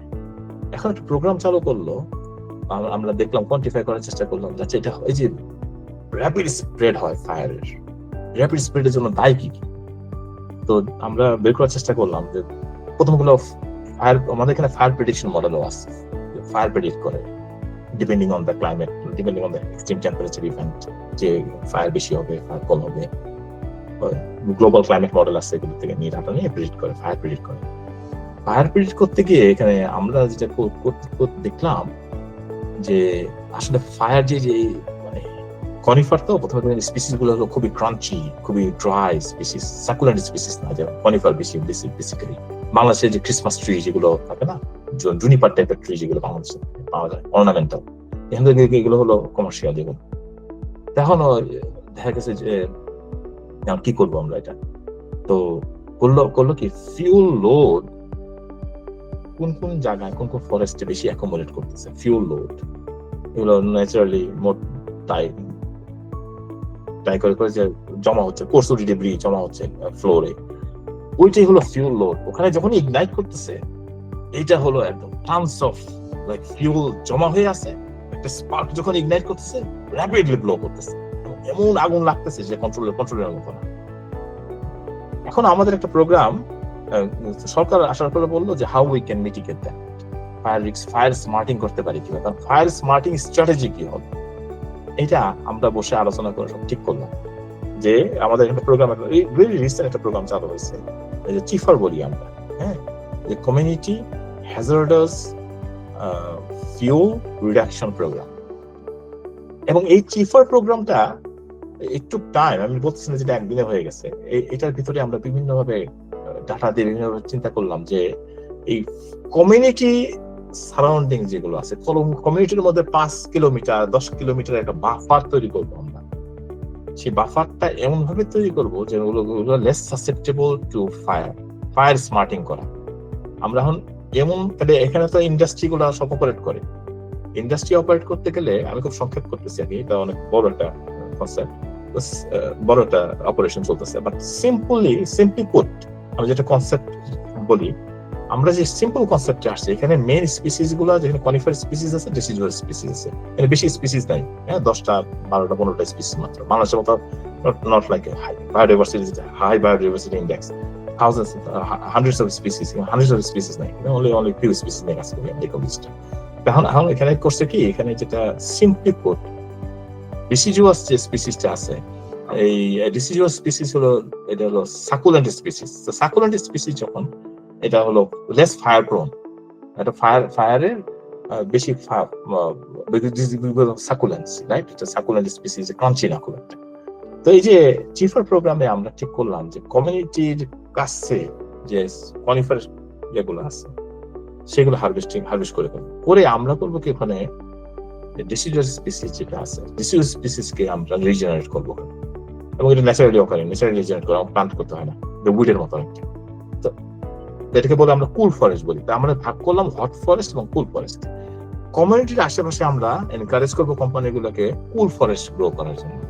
আর কমিউনিটির একটু বাইরে 10 কিলোমিটার বাইরে বা 20 কিলোমিটার বাইরে আমরা বলবো then you can have your conifer species ওখানে। তাহলে এই যে টিফারের এরিয়া, এই যে অ্যারাউন্ড কমিউনিটিজ ডিফারেন্ট এরিয়াতে আমরা তাহলে ফরেস্ট অপারেশন কেমন হবে ওখানে, রাইট? কিভাবে আমরা ইন্ডাস্ট্রির সাথে এঙ্গেজমেন্ট কেমন হবে, এইগুলো আমরা এখন ঠিক করতেছি। তো ঠিক করার পরে তারপর দেখেন এখন এটা আমরা এখন কি করবো, আমরা এখন ডাটা আমরা কিন্তু জাস্ট ইমপ্লিমেন্টেশন যাচ্ছি। ইমপ্লিমেন্টেশন করার পর এখন হলো অবজারভেশন করলাম, ইমপ্লিমেন্টেশন না। Subsequent few years fire season আসতেছে আমাদের, যে মে থেকে ফায়ার সিজন শুরু হয়, পিক হয় জুলাই আগস্ট। আমরা এখন অবজার্ভ করবো যে আমাদের এই স্ট্র্যাটেজিটা কতটুকু রিডাকশন করলো। এই যে ফায়ার রিস্ক মিটিগেশন বলি আমরা, ফায়ার রিস্কটা মিটিগেট হইলো আমাদের স্ট্র্যাটেজিতে, আমাদের যেভাবে চিন্তা করছি, নাকি it didn't work at all, হ্যাঁ, সেম ওল্ড গেম। তখন আমাদেরকে আবার ড্রয়িং বোর্ডে ফেরত আসতে হবে। যদি কাজ না করে then we have to figure out কেন কাজ করলো না, কি কি চেঞ্জ করতে হবে আমাদেরকে আরো, হ্যাঁ, কোন জিনিসটা মিস করছি। এই যে জ্ঞান, তো এই যে ইন্টিগ্রেটেড একটা way, policy maker, right, minister is the highest policy maker, সে তার গভর্নমেন্ট তার ডিসিশন দেয়। এটা আস্তে করে চ্যানেলে ফ্লো করে আমাদের কাছে আসলো, ফরেস্ট্রি ডিভিশন, ফরেস্ট্রি আমাদের ডিপার্টমেন্টে আসছে স্পেসিফিক্যালি, আমাদের মতো অ্যানালিস্টরা ইনভলভ হলো। আমার ইনভলভমেন্ট হচ্ছে হলো, আচ্ছা আমি যদি ফরেস্টকে এখন কুল ফরেস্ট করি, কুল ফরেস্টের গ্রোথ এন্ড প্রজেকশন কেমন হবে, এটা তো ল্যান্ড বেজের পার্ট। এটা এখন তো ফরেস্ট ইন্ডাস্ট্রি তো ল্যান্ড বেজ ছাড়তেছে না, ফরেস্ট ইন্ডাস্ট্রি নো, এটা তো আমার ল্যান্ড বেজ, আমি টাকা দেই এখানে জন্য, আমার তো নিয়ে গেলে তো মানবে না। তো বলছে ঠিক আছে, তুমি তোমার থাকতেছে, রাইট, এটা ম্যানেজমেন্টে ডিফারেন্ট হবে। ম্যানেজমেন্ট ডিফারেন্ট হলে এটা গ্রোথ এন্ড ইল্ড কেমন হবে, সেখানে আমি আসতেছি, রিফরেস্টেশন কিরকম হবে, রাইট? এই যে জিনিসগুলো তখন এই জায়গায় সবাই মাথা সব এক হয়ে বোর্ডের মধ্যে ডিসকাশন করা, আলোচনা করা, নিজে ইয়ে করে এই জিনিসটা প্রোগ্রেস করতেছে এবং আস্তে আস্তে মানে ডাউন স্ট্রিমে যাচ্ছে। পাবলিক এঙ্গেজমেন্ট হবে, কমিউনিটি এঙ্গেজমেন্ট, কমিউনিটির কাছে প্রেজেন্ট করবে মিনিস্টারকে যে আমি এইভাবে ম্যানেজ করতে পারছি রিস্ক মিটিগেশনের জন্য, রাইট? এই যে একটা সুন্দর একটা সিস্টেম। আমি জাস্ট একটা সামান্য উদাহরণ দিলাম। বাংলাদেশের মধ্যে আমি যদি বলি ডিসকানেক্ট, পলিসি মেকার গভর্নমেন্টের যে ইয়া থাকে তাদের সাথে রিসার্চ অর্গানাইজেশন গুলো যেগুলো আছে, তারপরে ইউনিভার্সিটি লেভেলের যে ইয়া আছে, রিসার্চাররা আছে, এখানে আমি কোনো কানেকশন দেখতেছি, আমি খুব হ্যাপাজার্ড দেখি, সবকিছু হ্যাপাজার্ড ওয়েতে, কোনো রকম ইন্টিগ্রেশন নাই, কম্বিনেশন নাই। একটা, দুই নম্বর হলো মেন্টরিং এর অভাব আছে। আমি যেটা আমার কাছে যেটা মনে হচ্ছে যে একটা স্টুডেন্টকে যখন প্রিপেয়ার করা হয়, তাকে স্কিল সেট গুলোর জন্য প্রিপেয়ার করা হয়, একাডেমিক একটা এনভায়রনমেন্টে প্রিপেয়ার করা হয়। তো তারে তো কেন প্রিপেয়ার করা হচ্ছে? তারে প্রিপেয়ার করা হচ্ছে জব মার্কেটের জন্য প্রিপেয়ার করা হচ্ছে। তো ডিফাইন্ড একটা জব মার্কেট বেস করে একটা স্টুডেন্ট যখন ডিপার্টমেন্টে যায়, সেই ডিপার্টমেন্টে তাকে তো দেখাইতে হবে, লোক, if you go through this process, তোমার এই স্কিল সেট গুলো গেইন হবে, স্কিল সেট গেইন হলে তুমি এই জব মার্কেটের জন্য ওপেন হয়ে যাবে, রাইট? এই জব মার্কেটের জন্য ওপেন হইলে দেন স্টুডেন্টের মতো মোটিভেশন বাড়বে। ওয়াও, ইয়েস, না আমি এই সাবজেক্টে কমপ্লিট করবো, আমি এইটা যাবো, আমি এতে গেলে আমি কন্ট্রিবিউশনটা কোথায় একটা স্টুডেন্টের কম্পিটিশন, সে এই জায়গায় সোসাইটির এই জায়গায় গিয়ে ফিট হবে সে, এবং এই জায়গায় সে কাজ করবে, তখন তার ভিতরে একটা একটা স্টিম ডেভেলপ করবে, একটা accomplishment, sense of accomplishment develop করবে, right? when he is a part of something good, সে ধরুন বা আমার কাজের কারণে এরকম হচ্ছে, right, then he feels better, right? আমি বলতে চাচ্ছি ইকোনমিক্যালি গেইন করবে, ইকোনমিক মেবি, বাট এই যে জিনিসটা কিন্তু একটা হিউম্যান নেচার, একটা দরকার, যে I was part of something noble, right? আমি এই দেশের এই জায়গায় কাজ করছি, এই জায়গায় আমার জন্য এরকম পরিবর্তন হচ্ছে, আমার জন্য এটা হচ্ছে। তো এই যে জায়গাগুলোতে আমি কোনো ইয়া দেখতেছি না বাংলাদেশের। এই জায়গাগুলো আমি সংক্ষেপে করলাম, আরো অনেক কিছু আছে, but I don't see that mentorship, that connections. আরেকটা জিনিস আছে যেটা হলো political leadership, sometimes too political. এটাও আর ডিসকাশন, এটা হলো হবে না। Sometimes you have to let it go, like politics is politics, right? You the people gave you mandate, got the mandate, now you have a job to do. When you have a job to do, then that political ideology of things, it shouldn't be in the play anymore. You focus on your work. এই জিনিসগুলো বাংলাদেশে খুব কম। জি sir, অসংখ্য ধন্যবাদ। আপনি অনেক সুন্দরভাবে আমাদের কি চ্যালেঞ্জ আছে সেগুলোকে এক্সপ্লেইন করেছেন। আমরা মনে প্রাণে বিশ্বাস করি এই চ্যালেঞ্জগুলা বাংলাদেশ গভর্নমেন্ট এবং বাংলাদেশের যত পলিসি মেকার আছে তারা ওভারকাম করার চেষ্টা করবে যত দ্রুত সম্ভব, এবং আমরা বাংলাদেশে একটা সুন্দর বন ব্যবস্থাপনা পাবো ইনশাআল্লাহ, এবং আমাদের রিসোর্স গুলো ভালোভাবে ইউজ করতে পারবো। স্যার, আমাদের একজন স্যার পরিবেশ বিজ্ঞানের স্টুডেন্ট হিসেবে বা বনবিদ্যার স্টুডেন্ট হিসেবে স্যার ডেটা সায়েন্স নিয়ে গবেষণা করা এবং বনবিদ্যায় একজন যদি ক্যারিয়ার গড়তে চায় তাহলে স্যার সেই বিষয়গুলোকে কিভাবে মূল্যায়ন করা উচিত, এই বিষয়ে যদি স্যার আপনি কিছু দিক নির্দেশনা দিচ্ছেন স্যার। এটা তো ভালো, ওয়েলকাম। আমি তো মনে করি যে এই যে একটা আগ্রহ থাকতে হবে, ইচ্ছা থাকতে হবে, তারপরে রাইট কাইন্ড অফ এডুকেশন। আমি যখন ফিশারিজে পড়ি আমি তো বনবিদ্যা নিয়ে পড়লে হবে না, আমাকে শুরু থেকে একটা রাইট মাইন্ডসেট নিয়ে আগাতে হবে যে আমি কোথায় থাকতে চাই, কোথায় যাব, কোথায় অপরচুনিটি প্রিভেল করতেছে, কোথায় আমি অপরচুনিটি অ্যাভেল করতে যাব। তো আমি একটা কথা বলতে পারি, শুধু অনলি শেয়ার উইল যদি থাকে, আগ্রহ থাকে, আর যদি সাথে পরিশ্রম করার ইচ্ছা মানে এটা থাকে, তাহলে দ্যাটস এনাফ। এখানে বেশিরভাগই কেউ আনস্ট্যান্ড হয়ে আসে না, বেশিরভাগই হলো অ্যাভারেজ। কিছু কিছু সুপার ট্যালেন্ট তো থাকেই পৃথিবীতে, হ্যাঁ, সবাই তো আর এরকম ইলন মাস্ক না, সবাই আনস্টাইন না, সবাই নিউটন না, সবাই এরকম। That happens.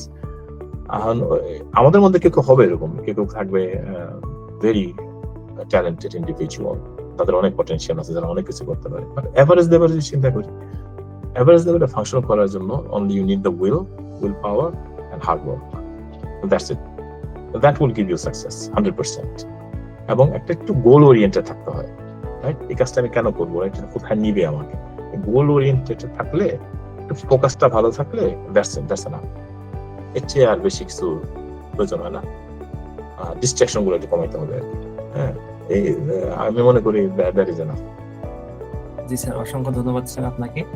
স্যার, আমরা যদি স্যার যে আমরা যে সায়েন্টিস্ট হইতে চাচ্ছি বা আমরা যারা রিসার্চ করতে চাচ্ছি, স্যার তাদের জন্য যদি কানাডা ফার্স্ট চয়েস হয়, তাহলে স্যার আমাদের কি মাস্টার্সে যাওয়া উচিত না পিএইচডি তে যাওয়া উচিত? স্যার আপনার একান্ত ব্যক্তিগত মতামত যদি শেয়ার করতেন। এখানে হায়ার স্টাডি, গ্রাজুয়েশনের পরে higher study, masters or PhD, এটা হলো গ্রাজুয়েট স্টাডি, রাইট? আর আন্ডার গ্রাজুয়েট স্টাডি হলো যেটা ব্যাচেলর করে। ব্যাচেলর পর্যন্তই। এখানে আবার ব্যাচেলর থেকে আবার একটু নিচে এখানে ডিপ্লোমা আছে, যেগুলো 2 ইয়ার্স প্রোগ্রাম। এখানে সবকিছু হলো জব মার্কেট বেসড। অনেকে আছে যে এখানে তো লেখাপড়ার সিস্টেমটা একটু অন্যরকম আর কি, রাইট ফ্রম দ্য বিগিনিং, একেবারে এলিমেন্টারি থেকে পড়াশোনাটা একটু অন্যরকম। এখানে এত ছেলেদের এত বইয়ের ব্যাগ থাকে না, এত মুখস্থ করা না, এত গাদাখানি বই পড়ানো লেখানো। This is not the environment. এখানে হলো একটা খুব প্লেফুল একটা এনভায়রনমেন্ট বাচ্চাদের পড়ানো। তবে আস্তে আস্তে বাচ্চারা স্কিল অ্যাকোয়ার করে, এডুকেশন অ্যাকোয়ার করে, আস্তে আস্তে তারা একটু কলেজ এডুকেশন শেষ করে, হাই স্কুল শেষ করে, কলেজ এডুকেশন শেষ করে, করার পরে অনেকে আছে একটা জব মার্কেট বেস। তারা এত একাডেমিক্সে দে আর নট ভেরি মোটিভেটেড, এটা এক্সপেন্সিভও খুব। অনেকে চলে যায় ডিপ্লোমা প্রোগ্রামে, কেউ আসে যে আন্ডার গ্রাজুয়েট প্রোগ্রামের মধ্যে আসে, কেউ আছে ব্যাচেলর শেষ করে কেউ চিন্তা করে I don't need to do science or research. তারা তখন করে কি, তারা তখন হলো জব মার্কেট ঢুকে পড়ে, right? Job opportunity, earn money, they will go on with their life. আর কেউ এর মধ্যে একটা অংশ আছে যারা একটু রিসার্চ পছন্দ করে, যাদের মাইন্ডটা একটু ইনোভেটিভ, যারা মনে করে যে I want to do some, তারা তখন মাস্টার্সে যায় আর পিএইচডি তে যায়। তো মাস্টার্সে it's a very good beginning masters করা। অনেকে আছে মাস্টার্স করতে করতে আবার পিএইচডি তে কনভার্ট করে, দ্যাট অপরচুনিটি অলসো এক্সিস্ট। তো এখানে মাস্টার্স মানে যে আমি পিএইচডি করতে পারবো না, not necessary like that. If you come for a masters program, that's good enough. অনেকে আছে মাস্টার্স করতেছে, 1 বছর গেল, তখন সে দেখা যায় সুপারভাইজারের সাথে বসে বলতেছে যে আমি তো দেখতেছি, বা সুপারভাইজার দেখতেছে, wow you are doing so well, আমার মনে হচ্ছে আপনার একটা পিএইচডি কনভার্ট করে ফেলি। তখন তারা করে কি, মাস্টার্স প্রোগ্রামকে পিএইচডি করে ফেলে। তার মাস্টার্স কিন্তু নাই, সে সরাসরি ব্যাচেলর থেকে পিএইচডি। এই যে মাস্টার্স এর যে একটা ইন্টারমিডিয়ারি এখানে নাই, এগুলো নাই। এটা হোয়াট এভার ইউ ডিসাইড। অনেকে আছে মাস্টার্স শেষ করে তারপরে আবার পিএইচডি যায়, অনেকে আছে মাস্টার্স শেষ করে ওখান থেকে শেষ, I don't need any more, that's enough. No, everything is your personal choice, plus your goal, plus how much effort you want to put into, and where do you want to go. Right, এগুলোর উপর depend করে। কেউ আছে faculty হইতে চায়, right, আমি যেন পথ চুজ করিনি, আমি for my personal reasons, my family, whatever, right, আমি মনে করছি no, that is not the right path for me. কেউ আছে they think that's the right path. হ্যাঁ, তার এরকম ডিফারেন্ট, এটা সম্পূর্ণ এখানে হলো ইন্ডিপেন্ডেন্স আছে। You decide what you want to do, how do you want to navigate your life, right? Your life, you decide that. এখানে হলো এই জিনিসটা, এখানে either or, you can come for a master's program, you can come for a PhD, এবং অনেকেই আছে যাওয়ার পরে পোস্টডক করতে আসে, এখানে আছে অনেক কাছে রিসার্চ অ্যাসোসিয়েট হিসেবে আসে, দ্যাটস অলসো হ্যাপেন্স, রাইট। অনেক কাছে মাস্টার, জাপানে আমি দেখছি জাপানে পিএইচডি করছে, জাপানে করে ভালো কাজ করে এখানে আসছে, ইউরোপের দেশ থেকে এখানে আসছে রিসার্চ অ্যাসোসিয়েট হিসেবে। অনেকে এরকম দেখছি যে রিসার্চ করছে ইউরোপে, খুব ভালো রিসার্চ করে এখানে ফ্যাকাল্টি হিসেবে আসছে সরাসরি, they were recruited as an academics. So it's an opportunity, wherever you get, you can take it. G sir, অসংখ্য ধন্যবাদ। আমরা আমাদের প্রোগ্রামের একদম শেষ পর্যায়ে চলে এসেছি, প্রথম পার্টের আমরা শেষ পর্যায়ে চলে এসেছি। স্যারকে অসংখ্য ধন্যবাদ তার মূল্যবান সময় থেকে আমাদের সময় বের করে এত সুন্দরভাবে বোঝানোর জন্য। আমার সবচেয়ে ভালো যে জিনিসটা লাগতেছিল সেটা হচ্ছে স্যারের এক্সপ্রেশন। স্যার যখন উদাহরণগুলো দিচ্ছিল মনে হচ্ছিল যে একদম সেই বাস্তবতা মেশানো এক্সপ্রেশন দিয়ে সেই সবগুলোকে এক্সপ্লেইন করার চেষ্টা করতেছিল, যেটা আমাকে খুবই অনুপ্রাণিত করেছে স্যারকে দেখে। স্যারের এই দৃষ্টিভঙ্গিকে আমার খুবই ভালো লেগেছে। স্যারকে অসংখ্য ধন্যবাদ এইভাবে সুন্দর করে আমাদেরকে এক্সপ্লেইন করার জন্য। আমাদের যে পার্টিসিপেন্ট গুলো আছে তাদের যদি কোনো স্পেসিফিক কোশ্চিন থাকে তো সেগুলো স্যারকে করতে পারেন। আমাদের এই কোশ্চিনের বাইরে আপনার যদি কোনো একান্ত ব্যক্তিগত জানার ইচ্ছা থাকে তাহলে স্যারকে জিজ্ঞেস করতে পারেন। ধন্যবাদ। কেউ কি কোনো কোশ্চিন করতে চান? আমার যেটা মনে হয় যে স্যার যেভাবে এক্সপ্লেইন করেছেন আমাদের সব বিষয়গুলা, খুব একটা কোশ্চিন থাকার কথা না এজ এ ইয়ং রিসার্চার হিসেবে। তারপরে যদি কারোর কোশ্চিন থাকে সে কন্ডাক্ট করতে পারে। অবভিয়াসলি এখানে অনেকটা আমারও মনে হয় না যে আর এখানে প্রশ্ন করার কেউ আছে, তো সেক্ষেত্রে রাতও হয়ে গেছে। আমরা মনে হয় আজকে সাক্ষাৎকারটা শেষ করতে পারি যদি স্যারের অনুমতি থাকে। হ্যাঁ শিওর, সময় হয়ে গেছে অনেক। আচ্ছা স্যার, অসংখ্য ধন্যবাদ আপনাকে সময় দেওয়ার জন্য, এবং আমাদের যে সবার কাছের লোক, আমাদের সবার প্রিয় যে স্যার মশিউর স্যার আজকে হয়তো বা তার ব্যস্ততার কারণে যুক্ত হতে পারেননি। তো আমরা স্যারের পক্ষ থেকে, আমাদের বিজ্ঞানী ডট অর্গানাইজেশনের পক্ষ থেকে স্যার কাজী স্যারকে, কাজী ভাই, যে ভাই বলতে বলছেন, কাজী ভাইকে অসংখ্য ধন্যবাদ আমাদেরকে সময় দেওয়ার জন্য। এবং আমরা আশা করি আমাদের যে পার্টিসিপেন্ট ছিল তারা অনেক কিছু জানতে পেরেছে, এবং আমাদের এই আজকের সাক্ষাৎকার যখন অন এয়ার হবে এবং পাবলিশ করা হবে, এই সাক্ষাৎকার দেখে অনেক ইয়াং জেনারেশন মোটিভেটেড হবে, আগ্রহ জন্মাবে, এবং তারা তাদের কাজ নিয়ে অনেক সুন্দরভাবে এগিয়ে যাওয়ার অনুপ্রেরণা পাবে। তো স্যারকে অসংখ্য ধন্যবাদ। আর আমাদের মধ্যে বা আমাদের অর্গানাইজেশনের পক্ষ থেকে কেউ যদি ফার্দার স্যারের সাথে যোগাযোগ করতে চায়, আমরা স্যারকে বিশেষভাবে অনুরোধ করব। তো স্যারের যতটুকু সাধ্য থাকে বা যতটুকু হয়ে থাকে আমাদেরকে হেল্প করার জন্য। এবং স্যারের আমরা যে সময় এবং স্যারের যে অনুপ্রেরণা পেয়েছি এবং যে দিক নির্দেশনা পেয়েছি, সেটা আমাদের পরবর্তী কাজে আমরা আশা করি আমাদেরকে অনেক অনেক অনুপ্রাণিত করবে এবং কাজে আসবে। এই বলে আমাদের স্যারকে অসংখ্য ধন্যবাদ জানিয়ে আমি স্যারকে আর দু একটা কথা বলে আমাদের প্রোগ্রামটা শেষ করার জন্য স্যারকে বিশেষভাবে অনুরোধ জানাচ্ছি। আপনাদের সবাইকে ধন্যবাদ সময় দেওয়ার জন্য, এবং রাত হয়ে গেছে, এটা ঘুম নষ্ট করা জেগে থাকার জন্য।